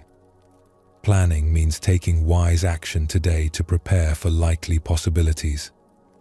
Worrying means suffering today about possibilities that may never occur." Ichiro began to understand the difference. Saving high-quality seeds for next year's planting was planning. Lying awake imagining crop failures was worrying. Learning new farming techniques was planning. Rehearsing mental scenarios of financial ruin was worrying. Maintaining tools and equipment was planning. Constantly calculating how various disasters might unfold was worrying. The monk taught Ichiro a simple practice for distinguishing between helpful preparation and useless anxiety. When you notice your mind turning toward future concerns, Brother Kosho suggested, ask yourself 2 questions. First, is there some specific action I can take today to address this concern? Is this concern about something likely to happen or just something possible to imagine? If there was useful action to take today, Ichiro learned to take it and then release the worry. If the concern was about remote possibilities rather than likely problems, he practiced gently redirecting his attention to present tasks and immediate reality. This practice did not eliminate Ichiro's natural prudence and responsibility as a farmer. He continued to plan carefully, prepare for seasonal changes, and learn better methods for growing crops. But the constant underlying anxiety about everything that could go wrong began to fade. One morning, several weeks after Brother Kosho had continued his journey, Ichiro woke before dawn as usual and walked out to check his fields. But instead of anxiously searching for signs of potential problems, he found himself simply appreciating the beauty of the early morning light on the empty fields where next year's crops would grow. He realized that he felt peaceful in a way he had not experienced for years. Not because the uncertainties of farming had disappeared, but because he had learned to carry those uncertainties lightly. He could acknowledge that next year might bring challenges while trusting his ability to meet those challenges when they actually arrived. The future would always contain unknowns. Weather would remain unpredictable. Market conditions would fluctuate.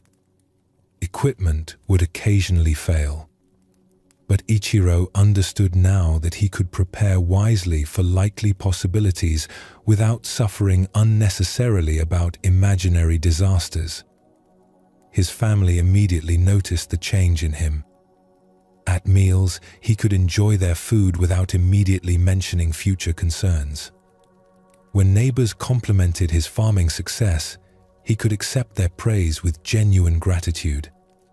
When his children asked about their future security, he could offer realistic reassurance based on his actual capabilities rather than sharing his anxieties about everything that might go wrong. Years later, when younger farmers sought Ichiro's advice about managing the uncertainties of agricultural life, he would tell them about the monk who taught him the difference between planning and worrying. "Prepare for what you can reasonably expect," he would say.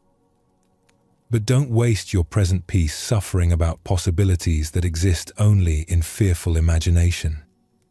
The future will arrive one day at a time, and you will meet each day with the same wisdom and capability you possess right now.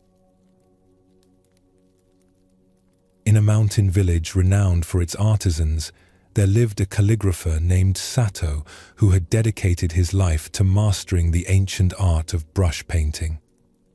For 20 years, he had studied under respected teachers, practiced daily for hours, and developed technical skills that were admired throughout the region. His characters were precisely formed, his brushwork was controlled and elegant, and his compositions followed traditional principles with meticulous accuracy.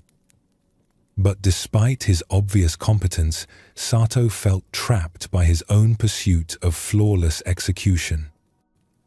Each piece he created had to meet impossibly high standards before he would consider it acceptable. He would spend entire days working on a single character, adjusting the pressure of his brush, the angle of each stroke, the spacing between elements, until every detail matched his internal vision of perfect form. Most of his work ended up destroyed, If a brush stroke was even slightly uneven, if the ink flow was not perfectly consistent, if the proportions deviated from classical ideals by the smallest measure, Sato would crumple the paper and begin again. His studio was filled with discarded attempts, partial works abandoned when they failed to achieve the flawless execution he demanded. The constant starting over had begun to drain the joy from his practice. What had once been a source of meditation and creative expression had become a source of frustration and self-criticism. Sato found himself approaching each blank paper with anxiety rather than excitement, knowing that the chances of achieving his perfect vision were slim and that disappointment was likely. His friends and fellow artisans would occasionally see pieces he considered failures and express admiration for their beauty and life. But Sato could see only the flaws that prevented each work from meeting his exacting standards. A character that others found graceful and expressive would appear to him as evidence of inadequate control and insufficient skill. This perfectionism was affecting not only his art, but his entire approach to life. Sato applied the same impossible standards to his daily activities. His house had to be arranged with perfect order. His meals had to be prepared exactly according to traditional methods. His interactions with others had to follow proper social forms without the slightest deviation. The exhausting effort of maintaining these standards left little energy for spontaneity, creativity, or simple enjoyment. Sato lived in constant tension between his actual experience and his ideal of how things should be. One autumn day, Master Takuan, an elderly monk known for his own exceptional calligraphy, visited the village and asked to see examples of local artistic work. Sato was honored to be invited to share his pieces, but felt anxious about showing work that he considered imperfect to such a respected master. He selected his 3 most technically accomplished pieces, works that came closest to meeting his standards for precise execution and classical correctness. When he presented them to Master Takuan, the old monk examined them carefully, appreciating their technical skill and adherence to traditional forms. "These show great control and knowledge of proper technique," Master Takuan observed. "You have clearly studied the classical methods thoroughly." Sato felt pleased by this recognition, but sensed something reserved in the master's response. "Is there something lacking in these works, Master?" Master Takuan was quiet for a moment, studying the calligraphy again. "They are very correct. Perhaps too correct. Tell me, where is the artist in these characters?" This question confused Sato. "I try to follow the traditional forms exactly as they should be written." "Yes, I can see that. But where is your own spirit? Where is the aliveness that comes from this particular moment, this particular brushstroke, this particular breath?" Sato did not understand what the master meant. He had always believed that following traditional forms precisely was the highest achievement in calligraphy.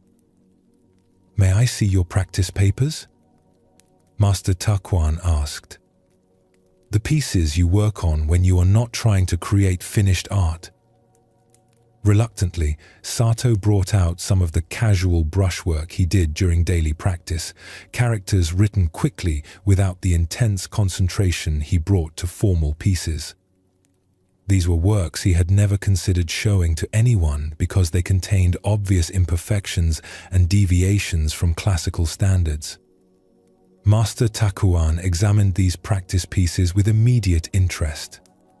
His face lit up as he studied characters that Sato considered sloppy and inadequate. "Here," the master said, pointing to a character written with flowing, uneven strokes. "This has life. This has breath. This character was not trying to be perfect." It was simply being itself.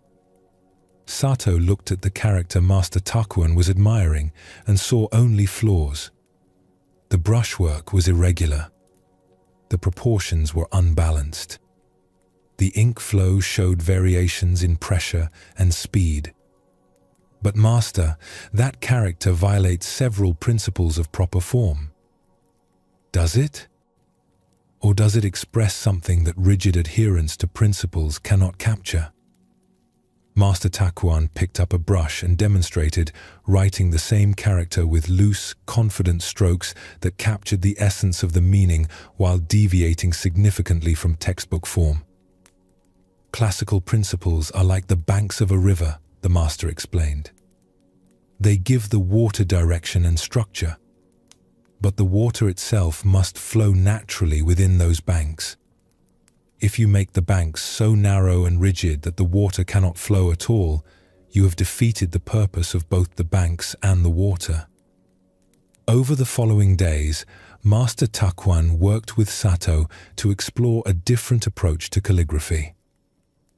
Instead of trying to write perfect characters, the master encouraged him to write alive characters.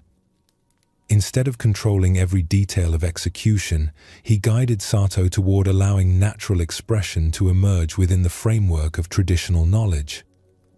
"Let the brush dance," Master Takuan suggested during one of their sessions. "You know the forms well enough that you do not need to think about them consciously.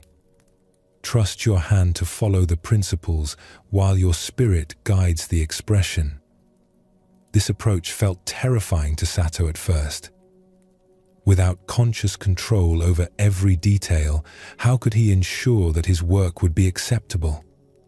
But gradually, as he learned to relax his grip on perfect execution, something unexpected began to emerge in his calligraphy.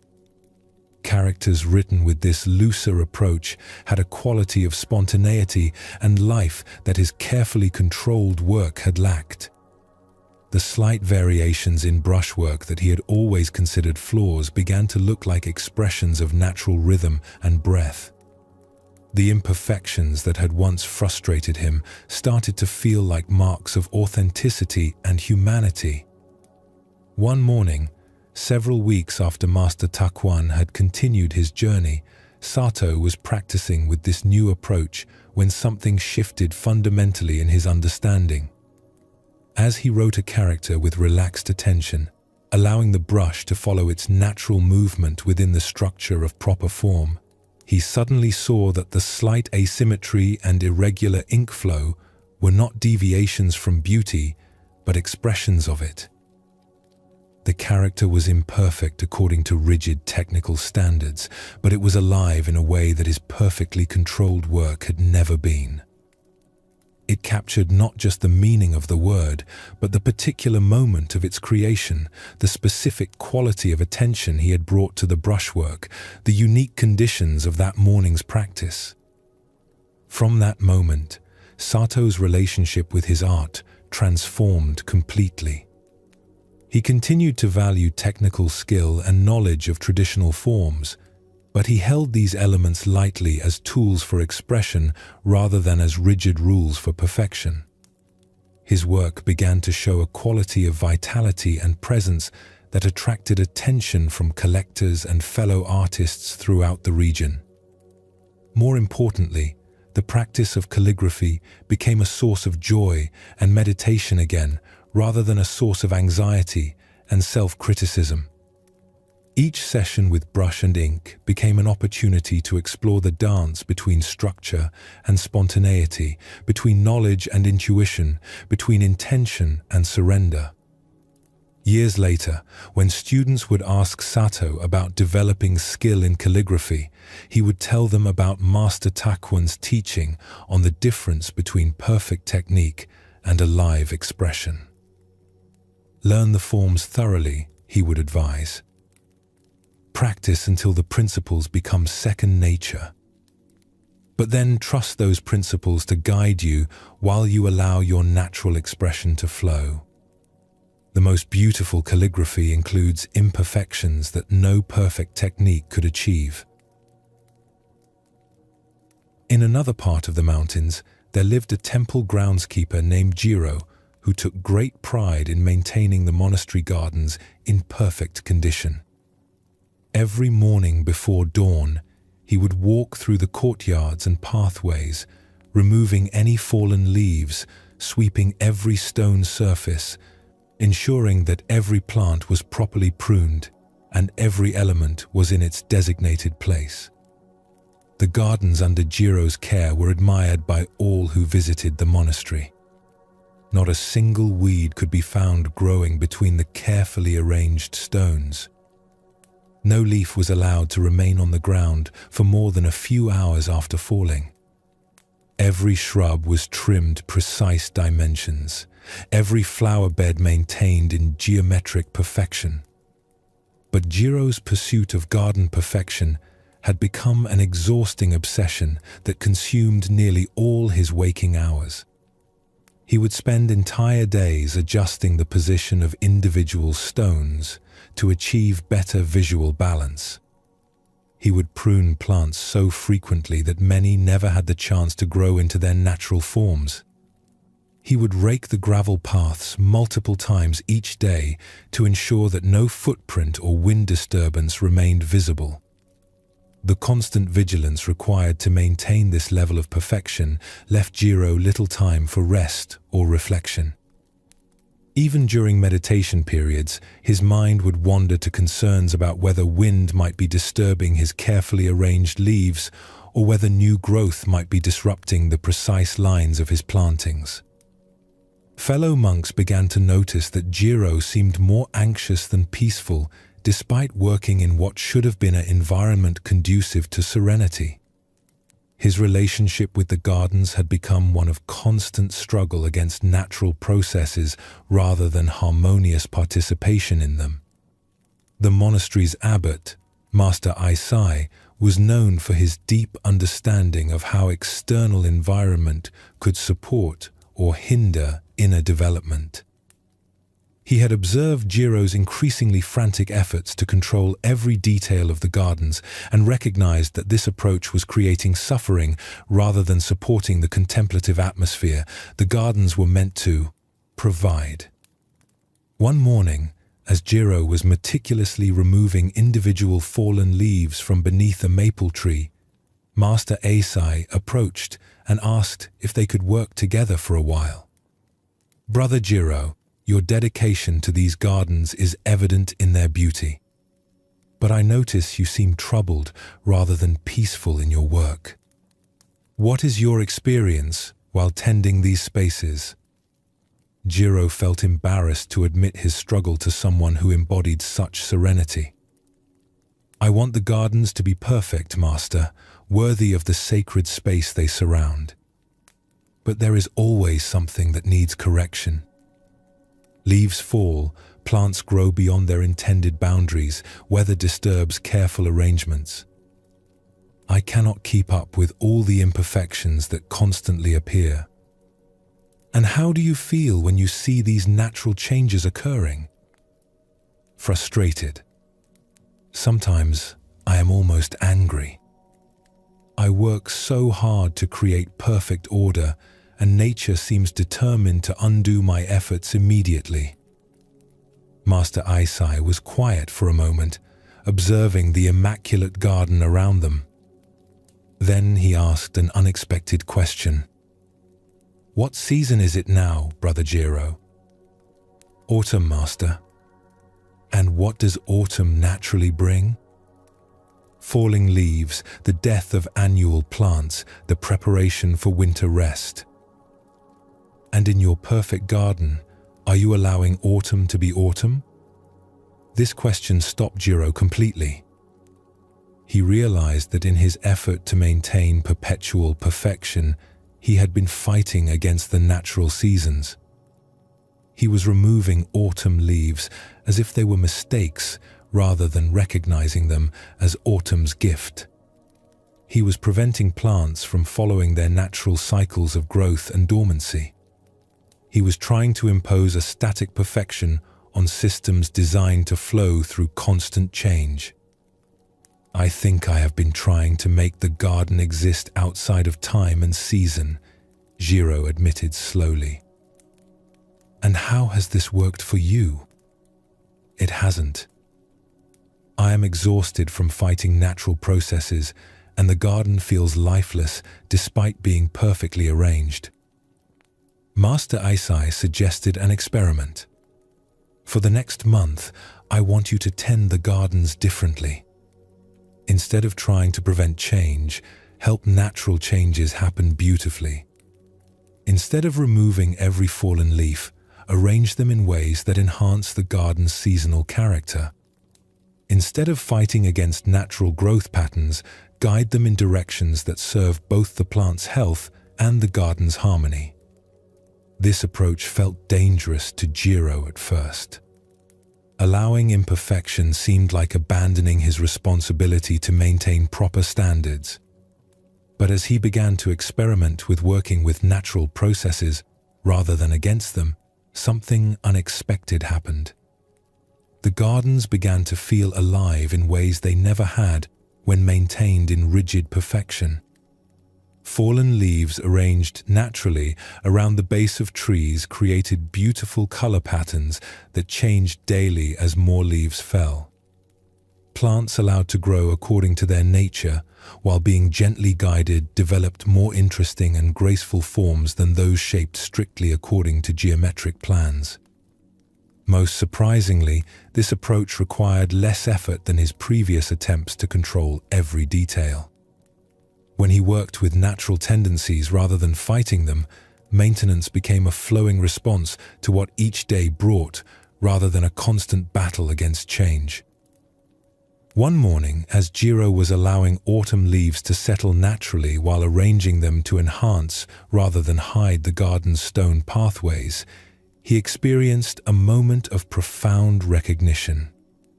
The slight asymmetry created by natural leaf fall was more beautiful than the perfect symmetry he had been trying to maintain. The irregular patterns formed by wind and gravity contained a quality of spontaneous grace that no human planning could achieve. In that moment, Jiro understood what Master Eisai had been trying to teach him. True beauty included imperfection as an essential element, not as something to be eliminated. The gardens were most beautiful when they expressed the natural processes of growth, decay, and renewal rather than when they denied those processes in favor of static perfection. From that day forward, Jiro's approach to garden maintenance transformed completely. He continued to tend the spaces with care and attention, but now his work felt like a collaboration with natural forces rather than a war against them.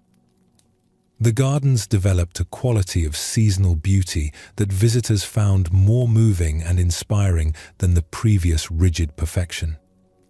His own experience of the work became peaceful and meditative rather than anxious and controlling. Each day brought new opportunities to notice how natural changes could be guided and enhanced rather than problems to be solved and imperfections to be eliminated. Years later, when other groundskeepers would visit to learn from Jiro's approach to garden maintenance, he would share Master Eisai's teaching about the difference between perfect control and perfect harmony.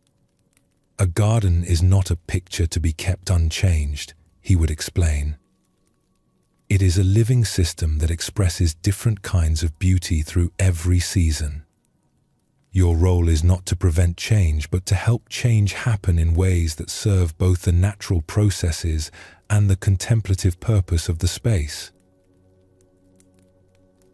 In a small fishing village by the sea, there lived a fisherman named Kazuo who had developed an unusual approach to his ancient trade.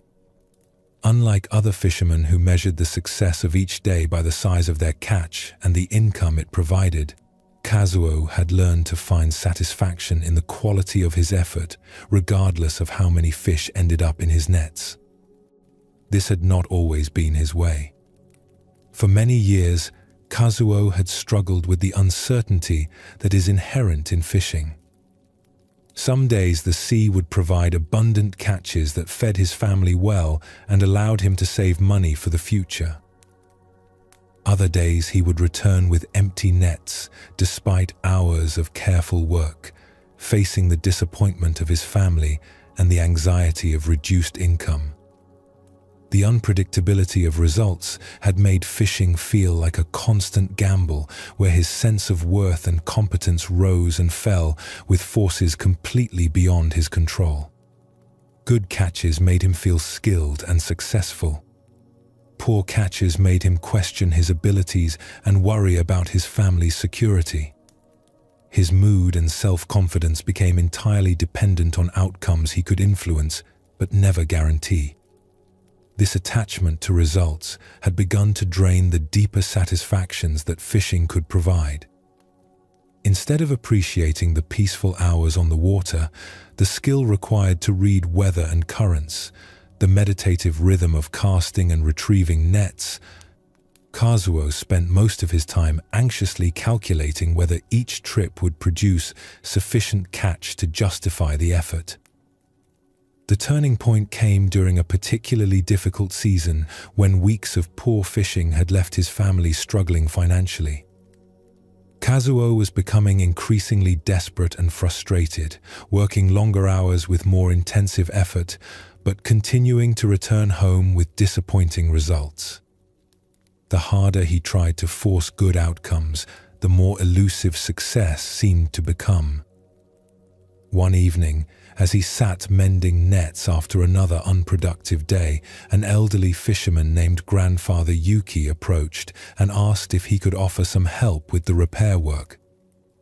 Yuki was known throughout the village as someone who had fished these waters for over 50 years and always seemed content, regardless of how his daily catches varied.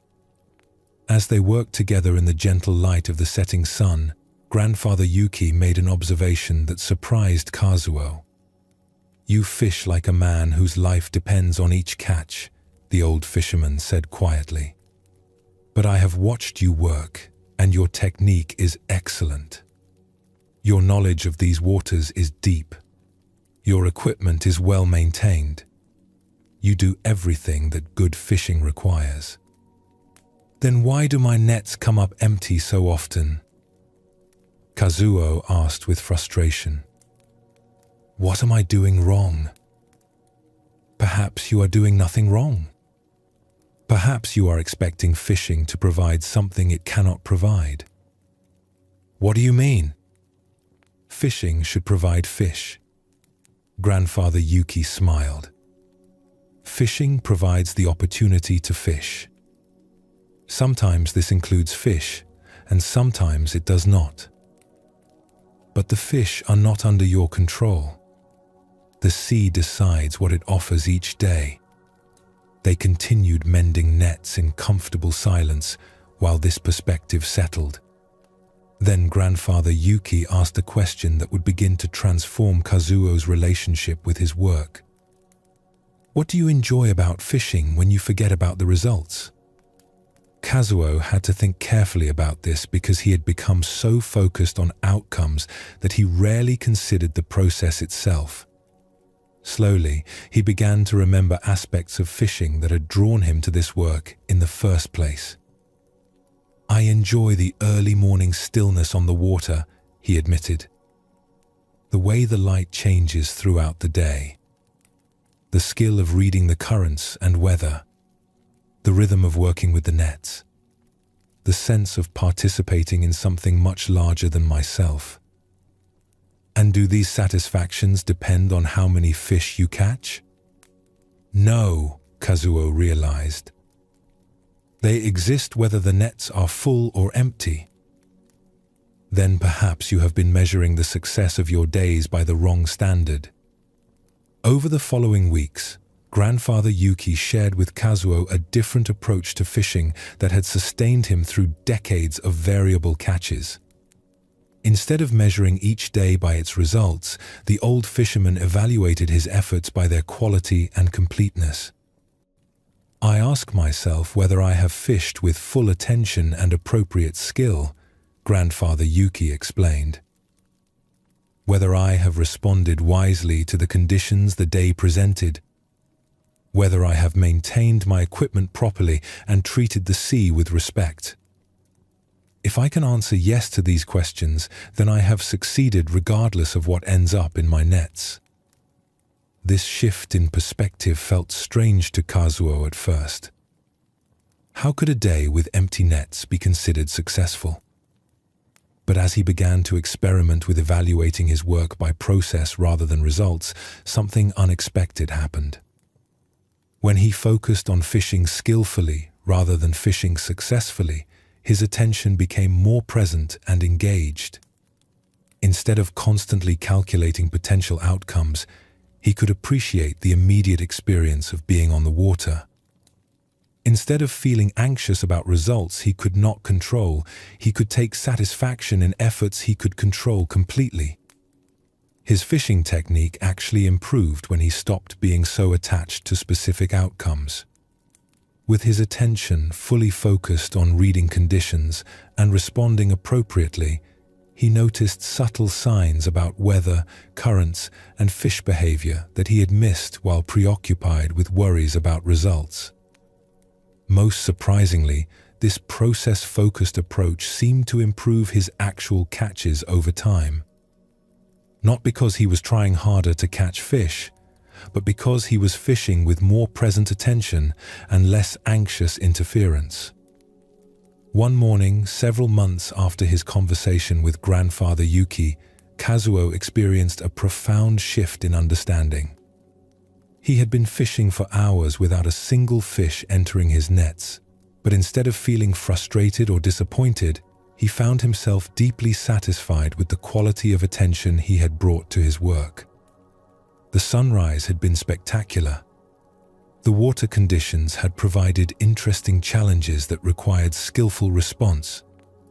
His movements with the nets had felt smooth and practiced. He had been completely present for several hours of peaceful, focused work, regardless of its external results. In that moment, Kazuo realized that he had been seeking satisfaction in the wrong place. True fulfillment came not from getting what he wanted from his work, but from giving his best effort to his work. The sea would always decide what it offered, but he could always decide what he brought to his relationship with the sea. From that day forward, Kazuo's approach to fishing transformed completely. He continued to hope for good catches and felt pleased when they occurred, but his sense of success no longer depended on them. Each day on the water became complete in itself, valuable for the quality of attention and effort it contained rather than only for its external results. His family noticed the change immediately.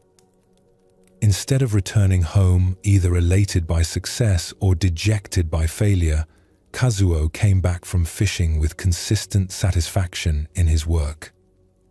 Even during periods of poor catches, he maintained the peaceful confidence that comes from knowing you have done your best with factors under your control. Years later, when younger fishermen would ask Kazuo about handling the uncertainties of their trade, he would share grandfather Yuki's teaching about the difference between fishing for fish and fishing for the sake of fishing itself. "The sea gives what it gives," he would explain. "But you can always give your full attention and best effort. When you find your satisfaction there, you become free from the anxiety that comes from depending on results you cannot guarantee." In the mountains above the fishing village, there lived a scholar named Watanabe who had devoted his life to preserving ancient texts and creating commentaries that would help future students understand classical teachings. For 15 years, he had worked alone in his small study, carefully copying deteriorating manuscripts and writing detailed explanations of difficult passages. Watanabe's work was painstakingly slow and detailed. Each text required months of careful copying to ensure accuracy. Each commentary demanded extensive research and thoughtful analysis to provide genuine insight. He labored with dedication and love for the wisdom these texts contained, hoping that his efforts would serve scholars and students for generations to come. But Watanabe carried a burden that made his scholarly work feel precarious and anxious. He worried constantly about whether his efforts would ultimately prove valuable to others. Would future scholars appreciate the accuracy of his copying? Would students find his commentaries helpful for understanding difficult concepts? Would the texts he was preserving actually survive long enough to serve their intended purpose? These concerns about the ultimate value and reception of his work created a persistent underlying anxiety that interfered with the satisfaction he might have found in the work itself. Instead of losing himself in the immediate pleasure of working with beautiful ideas and precise language, Watanabe spent much of his mental energy calculating whether each project would justify the time and effort it required. The anxiety intensified whenever he heard news of political instability in the region or natural disasters that had destroyed libraries elsewhere. Is less than #0. 5 is greater than. What if war came to his mountain retreat and his carefully preserved manuscripts were lost? What if future generations were not interested in classical learning and his commentaries became irrelevant? What if his copying contained errors that would mislead students for centuries? These worries about hypothetical futures began to paralyze Watanabe's ability to work effectively in the present. He would sit at his writing desk, but find himself unable to concentrate on copying or analysis because his mind was occupied with fears about whether the work would ultimately matter. One autumn, Brother Ren, a traveling monk who was known for his scholarship and wisdom, visited Watanabe's mountain study and asked if he could examine some of the texts that were being preserved there. Watanabe was honored to share his work, but felt nervous about whether this respected teacher would find value in his efforts. As Brother Ren studied several of Watanabe's completed manuscripts and commentaries, his appreciation for the quality and care evident in the work was obvious. The copying was remarkably accurate, and the scholarly analysis showed deep understanding of complex philosophical concepts. "This is exceptional work," Brother Ren observed. "Your dedication to preserving these teachings is evident in every character you have written." Watanabe felt pleased by this recognition, but also compelled to share his deeper concerns. "I appreciate your kind words, Master, but I struggle with uncertainty about whether this work will ultimately serve its intended purpose. What if these texts are lost before anyone can benefit from them? What if my commentaries are not helpful to future students?" Brother Ren was quiet for a moment, considering this question carefully. Then he asked something that surprised Watanabe. "When you are completely absorbed in copying a difficult passage or analyzing a complex concept, how do you feel about the work itself?" "I feel peaceful, connected to the wisdom of the original authors, satisfied by the challenge of understanding and preserving important ideas." "And do these feelings depend on what happens to your work after you complete it?" Watanabe considered this. "No, I suppose they exist during the work itself, regardless of future outcomes." "Then you have already received the most important reward your efforts can provide." Brother Ren explained his own approach to scholarly work, which had sustained him through decades of study and teaching despite uncertainty about the ultimate impact of his efforts. "I write and teach not because I can guarantee that my work will change the world, but because engaging with wisdom changes me," the monk shared. "Each text I study deepens my understanding.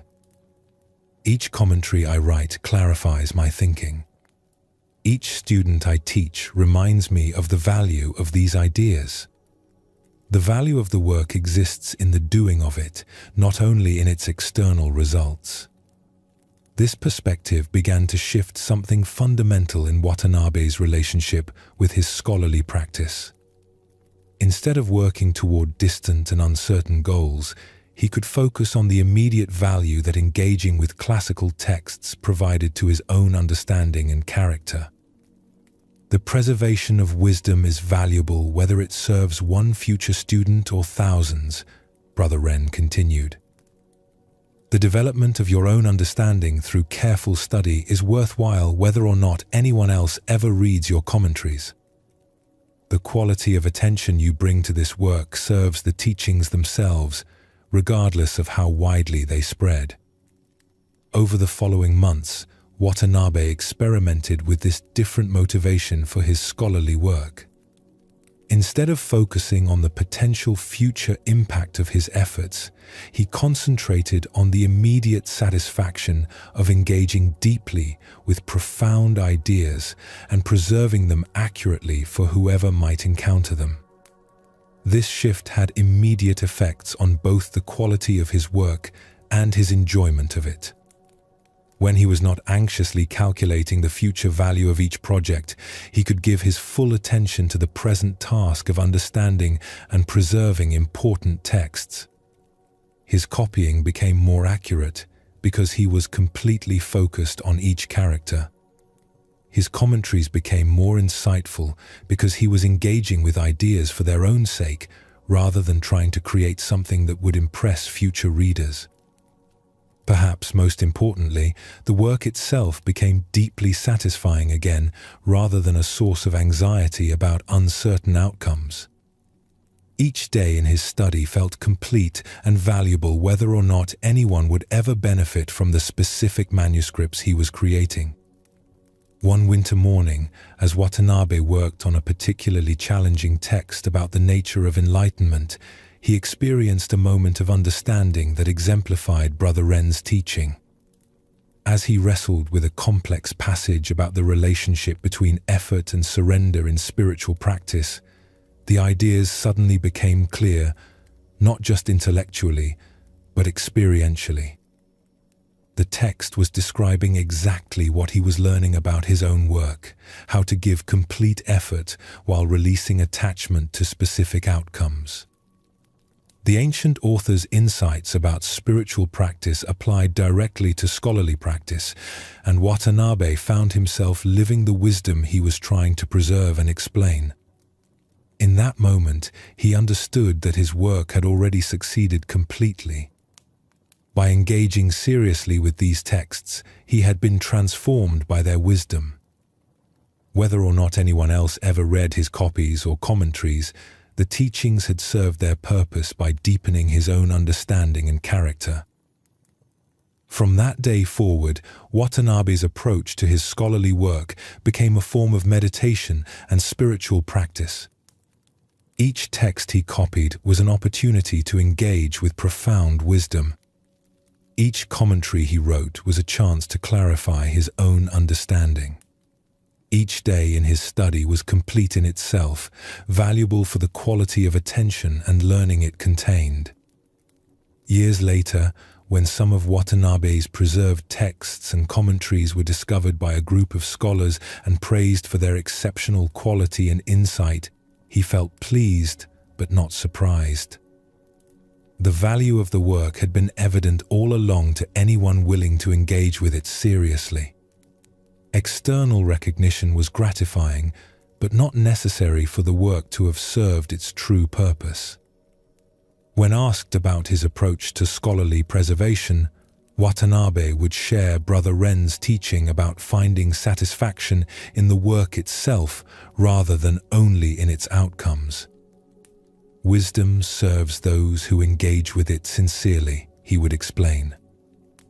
Whether that service extends to others depends on many factors beyond our control. But the service to our own understanding and character is immediate and certain.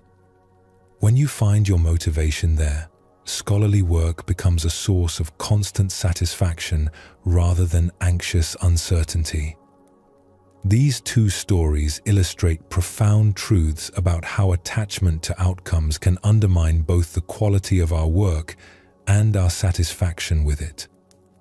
Both Kazuo and Watanabe discovered that focusing on results they could not control created anxiety that interfered with their ability to perform well in areas they could control. The fisherman's transformation shows how worry about catches can prevent the present attention that makes good fishing possible. When Kazuo stopped measuring each day by its results and started evaluating his efforts by their quality, his work became more skillful and more satisfying simultaneously. Watanabe's experience reveals how concern about future impact can interfere with present engagement with meaningful work. When he learned to find value in the immediate process of studying and preserving wisdom, rather than only in its hypothetical future influence, his scholarship improved and became a source of constant fulfillment. Both stories point to the same essential insight. The most reliable source of satisfaction comes from the quality of attention and effort we bring to our work, not from the results that work produces. Zen Buddhism teaches that attachment to outcomes is one of the primary sources of human suffering. When we invest our sense of success and self-worth in results we cannot fully control, we set ourselves up for inevitable disappointment and anxiety. This attachment also interferes with our performance because it divides our attention between present tasks and future concerns. The alternative is what Buddhist texts call right action, acting with complete dedication while remaining unattached to the fruits of action. This does not mean becoming careless about results or indifferent to whether our efforts succeed. It means finding our motivation and satisfaction in the quality of our effort rather than only in its external outcomes. This approach brings several important benefits. First, it makes satisfaction possible regardless of circumstances. If you measure success only by results, you will feel successful only when things turn out as hoped. But if you measure success by the quality of your effort, you can feel successful whenever you have given your best to what you can control. Second, it often improves actual results because it allows full attention to be focused on present tasks rather than being divided between current work and future worries. Kazuo's fishing improved when he stopped being so concerned about catches. Watanabe's scholarship became more insightful when he stopped calculating its future impact. Third, it creates resilience in the face of setbacks. When you know that you have done everything within your control skillfully and completely, external failures become information rather than judgments on your worth or competence. The practice of letting go of attachment to outcomes involves learning to distinguish between caring about results and being controlled by them. You can hope for good outcomes and work toward them while recognizing that many factors beyond your influence will determine what actually happens. This distinction is crucial. Caring about results motivates skillful effort and appropriate preparation. Being attached to results creates anxiety and often interferes with the very efforts that might produce desired outcomes. In your own life, notice where attachment to specific outcomes might be creating unnecessary suffering or undermining your effectiveness. Are there areas where worry about results prevents you from fully engaging with present tasks? Are there situations where your sense of worth depends too heavily on achieving particular goals? The alternative is not to stop caring about outcomes, but to find your primary satisfaction in offering your best effort regardless of what that effort produces. Like the fisherman who learned to fish for the sake of fishing itself, you can engage with your work for the intrinsic value it provides rather than only for its external results. This approach applies to creative work, where attachment to recognition or commercial success can interfere with authentic expression. It applies to relationships, where attachment to specific responses from others can prevent genuine communication. It applies to spiritual practice, where attachment to particular experiences can block natural development. The deepest teaching in both stories is that when you act from love of the work itself rather than from need for specific outcomes, the work becomes its own reward. Kazuo found satisfaction in skillful fishing, regardless of catches. Watanabe discovered fulfillment in preserving wisdom, regardless of its future influence. This shift from external motivation to internal motivation creates sustainable satisfaction that does not depend on circumstances beyond your control. You can give your complete effort to any worthy activity while holding the results lightly, knowing that your primary purpose is already fulfilled through the quality of attention and care you bring to the work. In meditation practice, this principle appears as the teaching to sit without gaining mind. You meditate not to achieve particular states of consciousness, but to engage completely with whatever arises in awareness. This same attitude can guide all activities, engaging fully while remaining unattached to specific outcomes. As your breathing naturally deepens and your body settles into rest, notice how the breath serves life perfectly without any concern for results or achievement. Each breath is complete in itself, serving its purpose through the simple act of breathing rather than through any external accomplishment. We arrive now at the deepest territory of letting go, the release that touches the very foundation of how we understand ourselves. The boundaries we draw between self and other, between inside and outside, between what we are and what we are not. The illusion of separation that creates so much unnecessary suffering and blinds us to our true nature. Tonight, we explore the most profound teaching of Zen wisdom.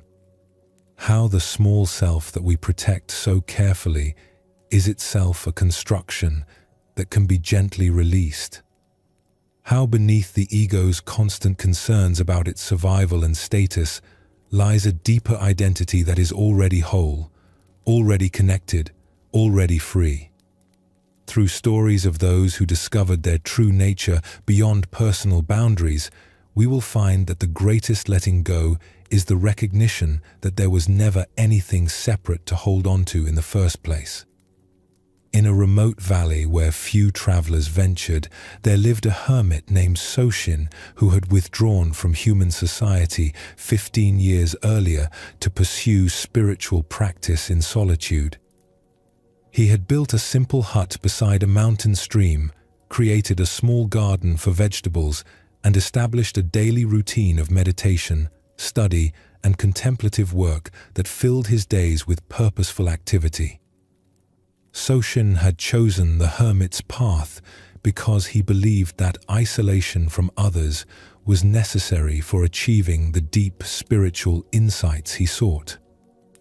In the village where he had previously lived, he had found himself constantly distracted by social obligations, other people's problems, and the complex web of relationships that seemed to pull his attention away from inner development. Living alone in the mountains, Soshin felt he could finally focus completely on understanding the nature of mind and reality without external interference.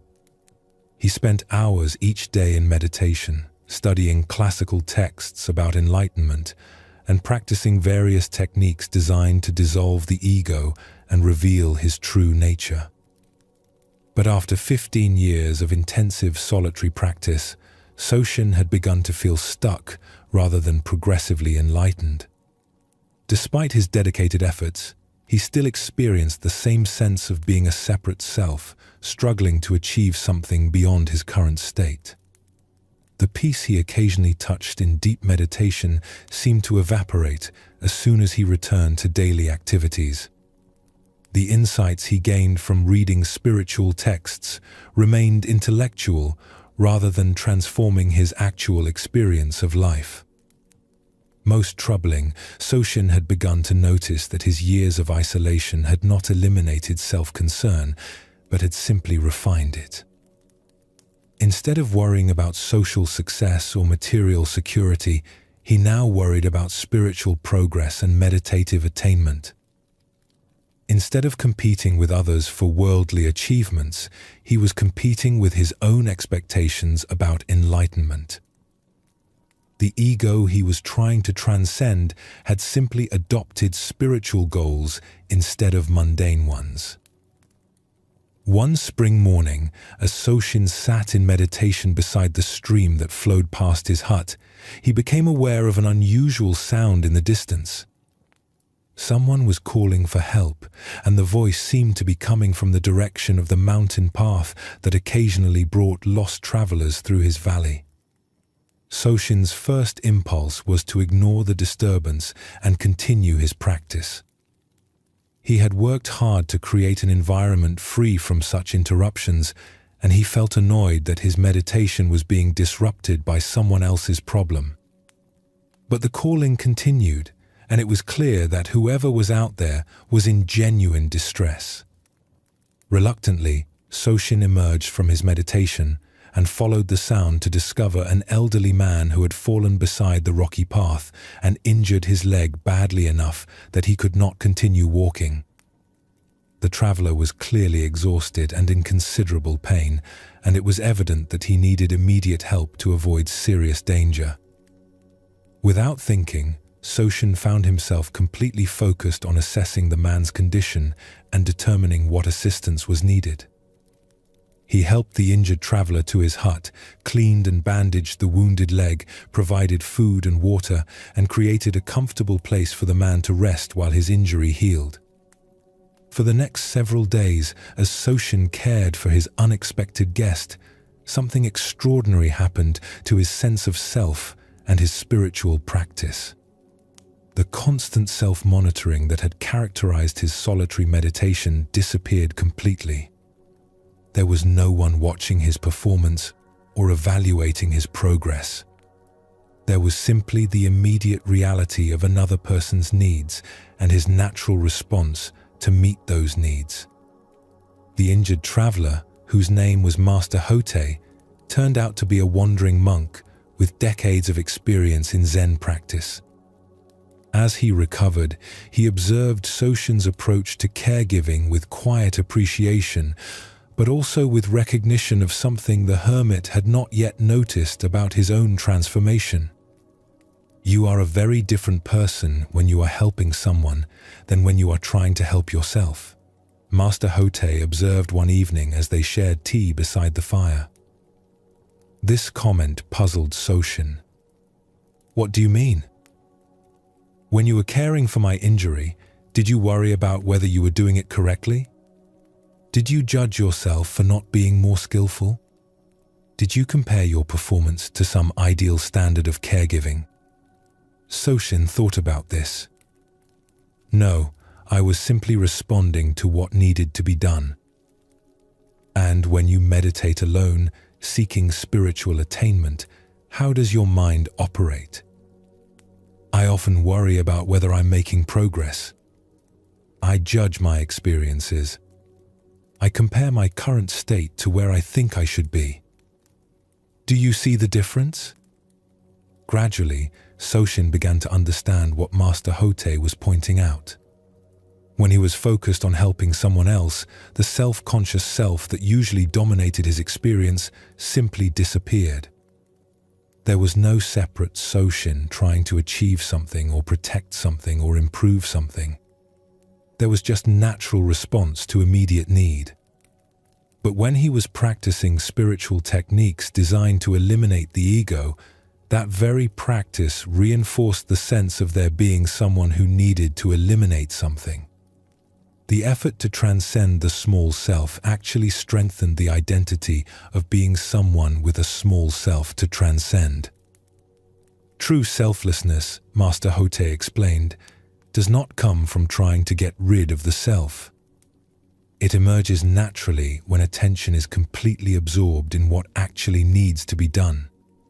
You cannot practice selflessness as a technique, because practicing it requires someone to practice it. Over the following days, as Master Hotei's leg healed and he prepared to continue his journey, he shared with Soshin a different understanding of spiritual practice that would transform the hermit's entire approach to awakening. The small self is not an entity that needs to be destroyed, the monk explained. It is a mental habit that dissolves naturally when it is not being reinforced. Like a shadow that disappears when you stop standing between the light and the wall. This insight began to shift everything about Soshin's relationship with his practice and his understanding of enlightenment. Instead of working to eliminate his ego, he could simply stop feeding it with constant self-concern. Instead of trying to achieve selflessness, he could allow it to emerge through genuine engagement with life as it presented itself. When Master Hotei had recovered sufficiently to resume his travels, he made a suggestion that initially shocked Soshin. Perhaps it is time for you to return to the world. Not because solitude is wrong, but because you have learned what isolation can teach you. The next stage of your practice may require the presence of others. The idea of leaving his mountain retreat felt terrifying to Soshin. For 15 years, he had defined himself as someone who had transcended the need for human society. His identity as a serious spiritual practitioner was built around his commitment to solitary practice. But Master Hotei's presence had shown him something he could not have discovered alone. The deepest spiritual experiences of his life had occurred not during isolated meditation, but during moments of complete absorption in caring for another person. The selflessness he had been seeking through techniques designed to eliminate the ego had emerged naturally through simple service. Several months after Master Hotei continued his journey, Soshin made the difficult decision to leave his mountain hermitage and return to human community. Not to abandon spiritual practice, but to discover what practice looked like when it included, rather than excluded, the world of relationships and mutual interdependence. The transition was challenging because it required releasing an identity he had cultivated for 15 years. He was no longer Soshin the hermit. Pursuing enlightenment in mountain solitude was simply someone learning to live with awareness and compassion in whatever circumstances life presented. But this release of spiritual identity paradoxically deepened rather than diminished his actual spiritual development. When he stopped trying to be someone special who had achieved something extraordinary, he could respond naturally to ordinary moments with the same presence and care he had discovered while helping Master Hotei. Years later, when students would ask Soshin about his time as a hermit and his eventual return to community life, he would share Master Hotei's teaching about the difference between practicing selflessness and allowing selflessness to emerge naturally. I spent 15 years trying to transcend the ego through various techniques and disciplines, he would explain. But the ego that was trying to transcend itself was still the ego. Real transcendence happened not through effort, but through forgetting myself completely in service to what actually needed attention. The small self disappeared not because I destroyed it, but because I stopped feeding it with constant concern about its spiritual progress. Soshin's story reveals something profound about the nature of spiritual seeking and the paradox of trying to eliminate the ego through effort. His 15 years of solitary practice had actually strengthened the very sense of being a separate self that he was trying to transcend. Each meditation session, each spiritual technique, each moment of self-evaluation reinforced the identity of being someone who practices and someone who seeks enlightenment. The breakthrough came not through more intensive practice, but through complete absorption in caring for another person. When Master Hotei needed help, Soshin's usual self-consciousness disappeared naturally because his attention was entirely focused on immediate needs rather than on his own spiritual development. This illustrates the Zen teaching that the ego cannot destroy itself through its own efforts. Like trying to lift yourself by pulling on your own shoelaces, the attempt to eliminate the self through self-directed practice often reinforces the very sense of separation it seeks to dissolve. True selflessness emerges not through effort, but through the natural forgetting of self that occurs when awareness is completely absorbed in what actually requires attention. The hermit's isolation had served a purpose in developing concentration and understanding, but it had also created an artificial separation from the very interconnectedness that spiritual practice ultimately reveals. Master Hotei's presence showed Soshin that enlightenment is not something achieved in isolation, but something that emerges through genuine engagement with life as it actually appears, including its relationships and responsibilities. In another mountain region, there lived a bridge builder named Takeshi, who had dedicated his career to creating safe passage across rivers and gorges that had previously isolated communities from each other. His work required tremendous skill in engineering, careful attention to terrain and weather conditions, and the ability to coordinate complex construction projects that often took years to complete. Takeshi took great pride in his bridges, each of which represented a unique solution to the particular challenges presented by a specific landscape and community need. He would spend months studying a site before beginning design work, considering not only technical requirements, but also how each bridge would serve the people who would use it for generations to come. But Takeshi had developed a relationship with his work that created unnecessary suffering despite his obvious competence and dedication. He had begun to see each bridge as an extension of his personal identity, a monument to his skill and creativity that would preserve his reputation long after his death. This attachment to his bridges as expressions of his ego made Takeshi increasingly anxious about their fate. He would revisit completed projects frequently to check on their condition, worrying about whether natural forces or human changes might compromise their integrity or usefulness. He felt personally wounded when flood or earthquake damaged his constructions, as if the injury to the bridge were an injury to himself. The identification with his work had become so strong that Takeshi measured his own worth by the success and durability of his bridges. When a bridge he had built served a community well and stood strong against weather and time, he felt validated and significant. When problems arose with his constructions, he felt diminished and questioned his competence despite decades of successful projects. This ego attachment was affecting not only Takeshi's peace of mind, but also his effectiveness as a bridge builder. Instead of designing each project to serve immediate community needs optimally, he found himself making choices based on how impressive or lasting they would make his personal legacy appear. He would sometimes add unnecessary complexity to designs to demonstrate his engineering sophistication. He would choose materials and methods that would preserve his bridges longer, even when simpler approaches would serve community needs better. His focus on creating monuments to his skill was interfering with his ability to create purely functional solutions to transportation problems. One autumn, Takeshi was commissioned to build a bridge across a wide river that flooded unpredictably and had prevented reliable trade between two prosperous towns. The technical challenges were significant, but Takeshi was confident in his ability to design a structure that would withstand the worst floods while providing safe passage during normal conditions.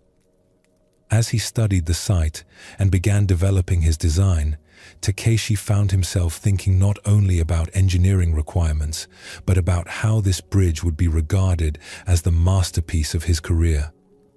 It would be his largest and most technically sophisticated project, crossing the widest span he had ever attempted with innovative features that would demonstrate his mastery of advanced construction techniques.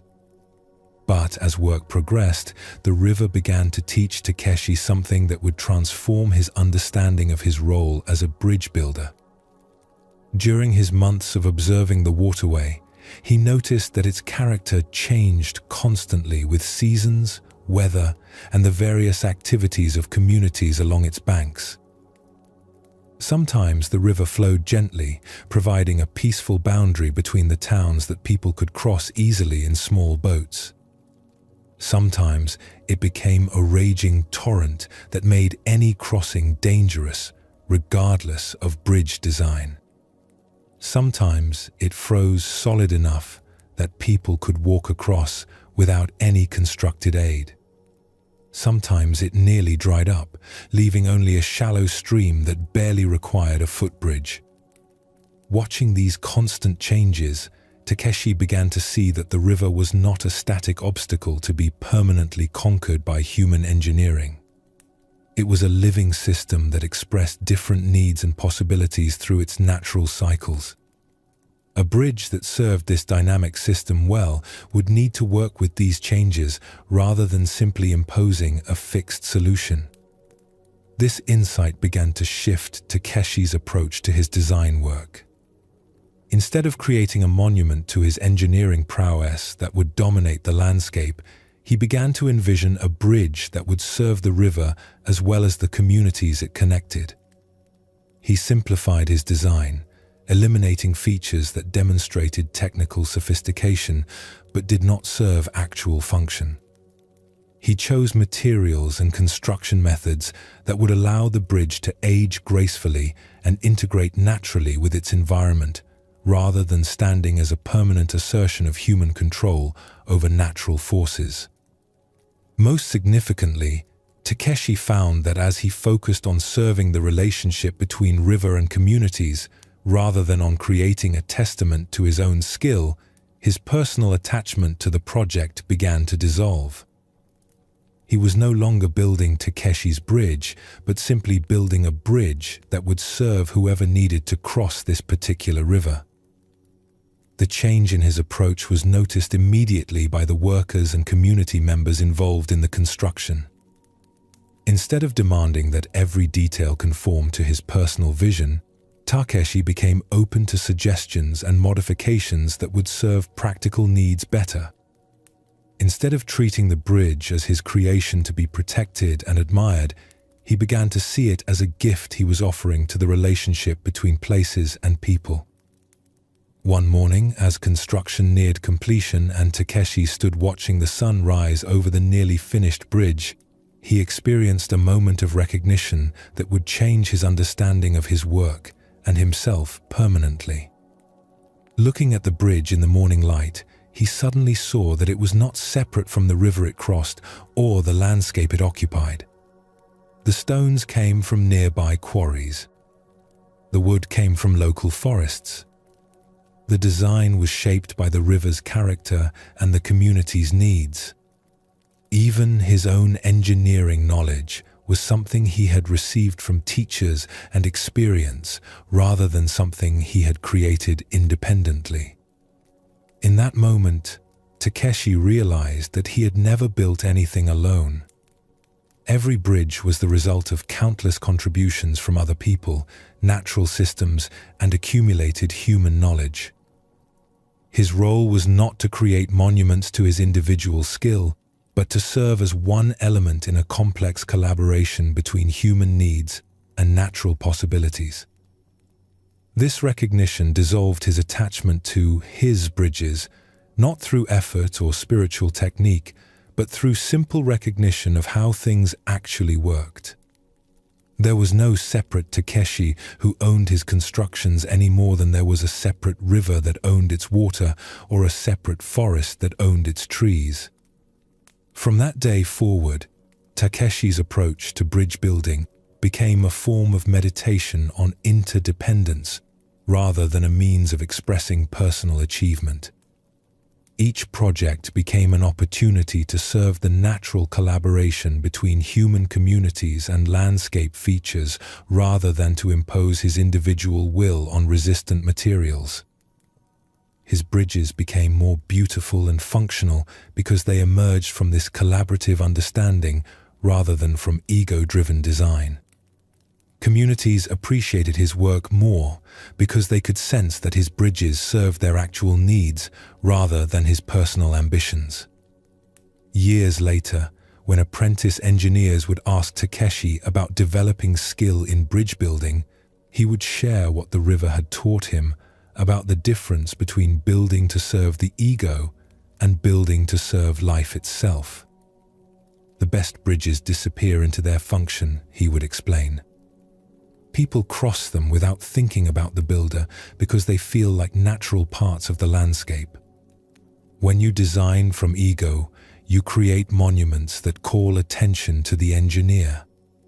When you design from service, you create passages that serve their purpose so well that they become invisible. These two stories reveal the deepest truth about letting go of the small self.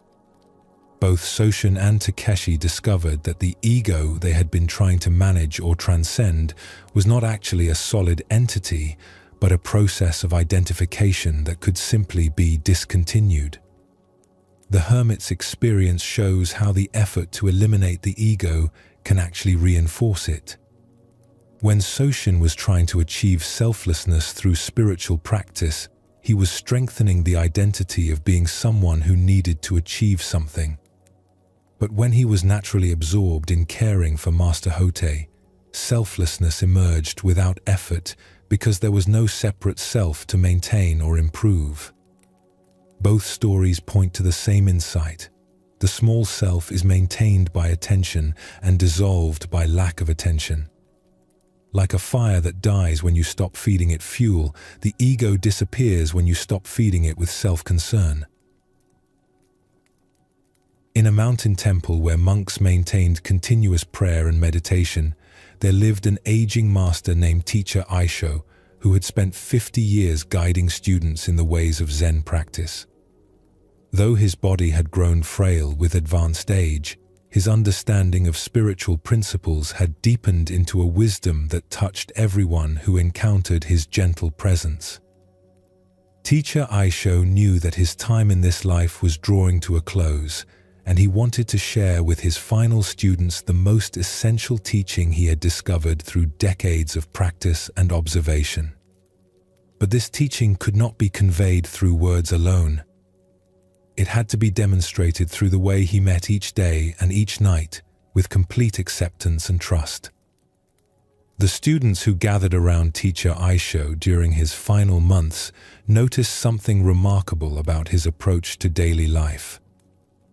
Despite his physical frailty and awareness of approaching death, he maintained a quality of peace and contentment that seemed to deepen rather than diminish as his condition grew more fragile.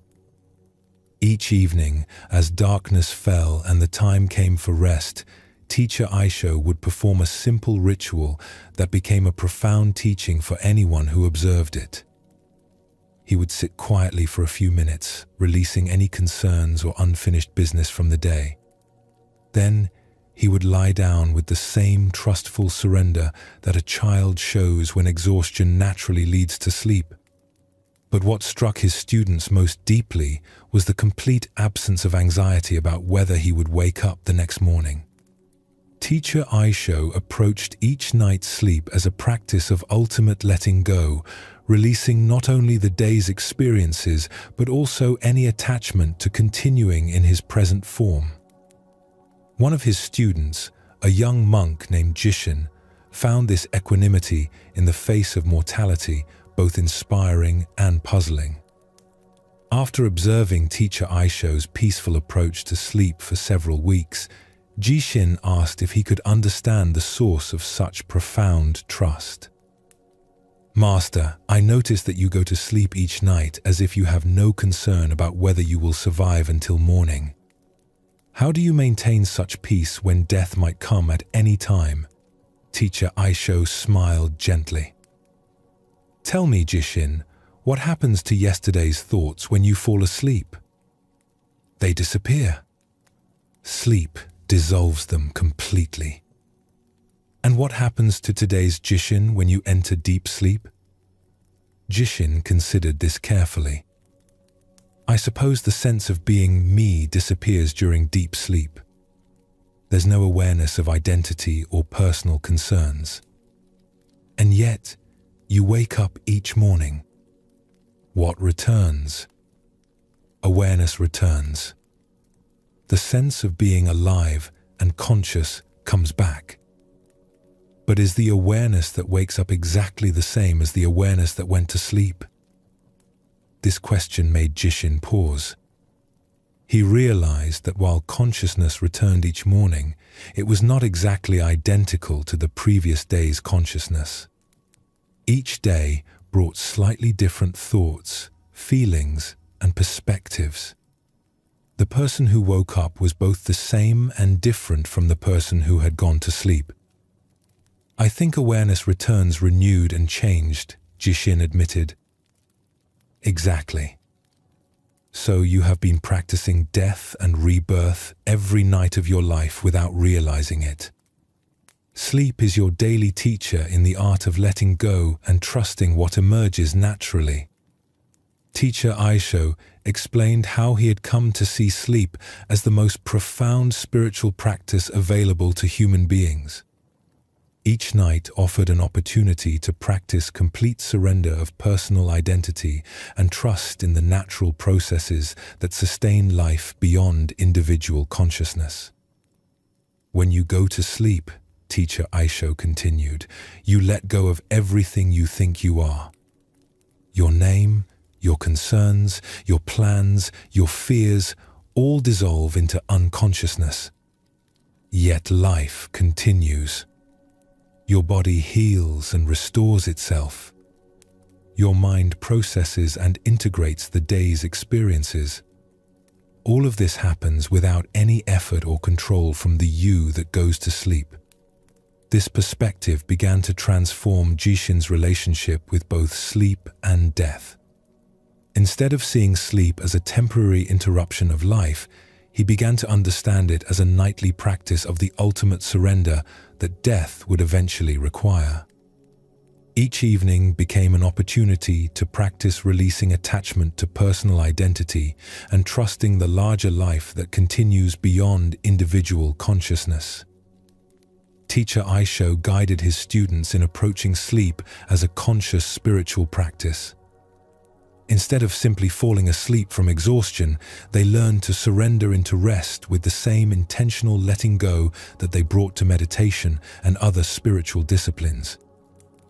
As you prepare for sleep, Teacher Aisho would instruct them, spend a few moments releasing the day. Let go of any regrets about what happened. Release any worries about what tomorrow might bring.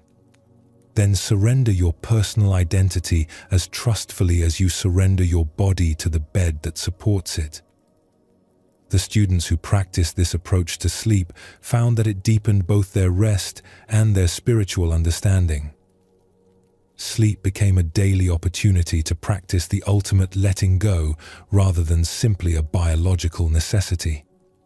Each morning brought a sense of renewal that came not just from physical rest, but from the spiritual practice of surrendering personal identity and trusting larger forces. One evening, several months before Teacher Aisho's death, he shared with his gathered students what he considered his final and most important teaching. As the sun set and the time for rest approached, he spoke about the relationship between daily sleep and the ultimate sleep that awaits every living being. Each night you practice dying, he said softly. Each morning you practice being born. Life is a continuous rhythm of holding and releasing, appearing and disappearing, individual consciousness and universal awareness. When you learn to sleep well, you learn to die well.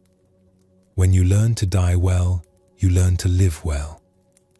The students sat in deep silence as this teaching settled. Teacher Aisho's words pointed to something that could only be understood through direct experience rather than intellectual analysis. Do not fear the great sleep that will eventually come, Teacher Aisho continued. It is the same rest you have been practicing every night of your life. The awareness that wakes up each morning from sleep is the same awareness that continues beyond the end of individual life. Trust in this continuity. Rest in this understanding. Several months later, Teacher Aisho died peacefully in his sleep, demonstrating through his final act the ultimate teaching he had been sharing with his students. His death felt like a natural completion rather than a tragic ending because he had prepared for it through years of nightly practice in the art of conscious surrender. Years later, when Jishin had become a teacher himself and worked with students who struggled with fear of death or difficulty with sleep, he would share Teacher Aisho's understanding of sleep as spiritual practice. Each night offers you the opportunity to practice the ultimate letting go, he would explain. Sleep teaches you that consciousness can surrender completely and still return renewed. Death is simply the final sleep from which consciousness awakens in a different form. When you learn to trust the process of nightly rest, you develop faith in the larger process of which individual life is just one cycle. Teacher Aisho's final teaching reveals the deepest truth about letting go. Sleep is not separate from spiritual practice, but is perhaps its most essential form.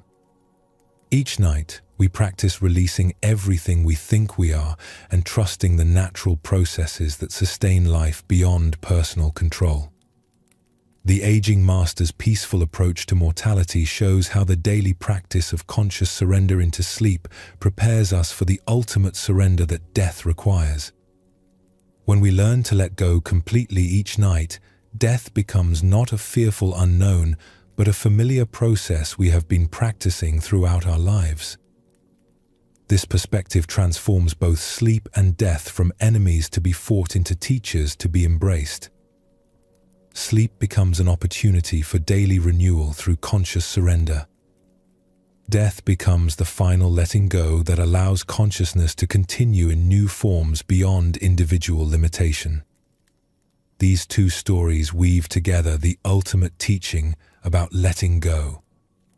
Both Kenjiro and Teacher Aisho discovered that true peace comes not from controlling consciousness, but from trusting its natural rhythms of alertness and rest, effort and surrender, individual awareness, and universal consciousness. The Night Guard's learning shows us that even necessary vigilance can be performed from a state of relaxed trust rather than anxious effort. When we stop fighting against our natural rhythms and learn to work with them, both wakefulness and rest become expressions of the same underlying awareness. Teacher Aisho's final teaching reveals how sleep serves as daily preparation for the ultimate letting go. Each night, we practice releasing personal identity and trusting the processes that sustain life beyond individual consciousness. This nightly rehearsal develops the faith and skill needed for the final surrender that death requires. Together, these stories point to the deepest wisdom of Zen Buddhism about the nature of consciousness and the practice of letting go. Awareness itself is already perfect and does not need to be improved, controlled, or maintained through effort. Our role is simply to trust its natural functioning and cooperate with its rhythms rather than fighting against them. In meditation, this means allowing awareness to be naturally alert rather than forcing concentration. In daily life, this means responding appropriately to what each moment requires rather than trying to control outcomes. In sleep, this means surrendering personal identity trustfully rather than clinging to wakefulness. In death, this means releasing individual form while trusting the continuity of consciousness in its larger expressions.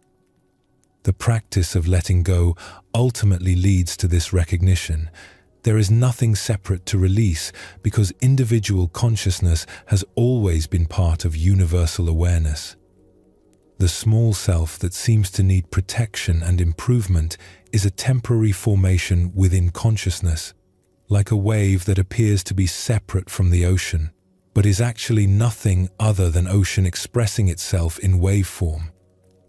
When this understanding becomes lived experience rather than intellectual knowledge, all forms of letting go become natural rather than difficult. You can release control because there was never anyone separate to control anything. You can surrender outcomes because individual will has always been part of larger intelligence. You can let go of others' opinions because the self that seemed to need approval was never actually separate from the universal consciousness that includes all perspectives. This is why sleep is such a profound teacher.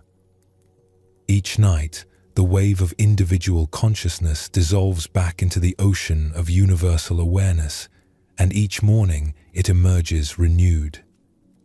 But the ocean itself never changes, never sleeps, never dies. The awareness within which personal consciousness appears and disappears is already eternal, already perfect, already free.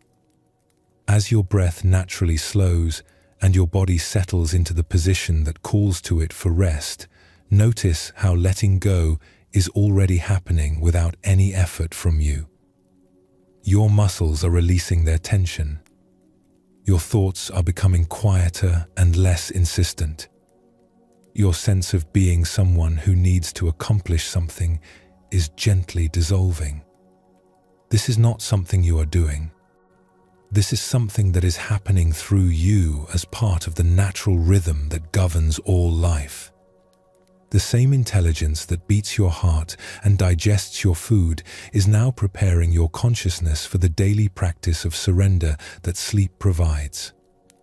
You do not need to know how to sleep any more than you need to know how to grow your hair or heal a cut finger. The wisdom that governs these processes operates far beyond personal understanding or control. Your only task is to cooperate with what wants to happen naturally rather than interfering with unnecessary effort or worry.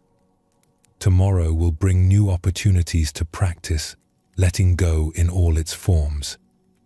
New chances to release control and trust natural processes. New invitations to surrender attachment and discover the freedom that comes from holding everything lightly. But tonight, the only practice needed is the one your body and mind already know how to perform perfectly. Let your breathing find its own deepest rhythm. Allow your thoughts to come and go, like clouds passing through an empty sky. Release any need to monitor your progress towards sleep or evaluate how well you are relaxing. These concerns belong to the waking mind that is already beginning to dissolve into the vast awareness that never sleeps because it never needs to wake up. Rest in this understanding that letting go is not something you achieve, but something you allow. Sleep is not something you create, but something you surrender into. Peace is not something you attain, but something you discover was always here, waiting beneath the layers of effort, and seeking that once seemed so necessary, but are now revealed as simply unnecessary additions to what is already complete. The ultimate letting go is the recognition that there was never anything to hold on to in the first place. Individual consciousness has always been universal consciousness expressing itself temporarily in personal form. The fears, desires, struggles, and achievements that once seemed so important are simply weather patterns moving through the sky of awareness that remains forever unchanged, forever vast, forever peacefully present. Tonight, let yourself dissolve into this vast presence that is your true nature. Let the small self that carried the day's concerns melt like ice returning to water. Trust the great rhythm of appearing and disappearing effort and rest, individual expression and universal peace that has been carrying you through every moment of your life without ever needing your permission or assistance. Sleep well, knowing that the awareness within which sleep appears is the same awareness within which all of life unfolds. Dream peacefully, trusting that even in dreams you remain held by the unchanging presence that is both your deepest identity and the source of all that arises and passes away. And when you wake tomorrow, refreshed and renewed, you will carry with you the deep knowing that letting go is not loss, but homecoming. Sleep well, and thank you for joining us here at Sleepy Monk.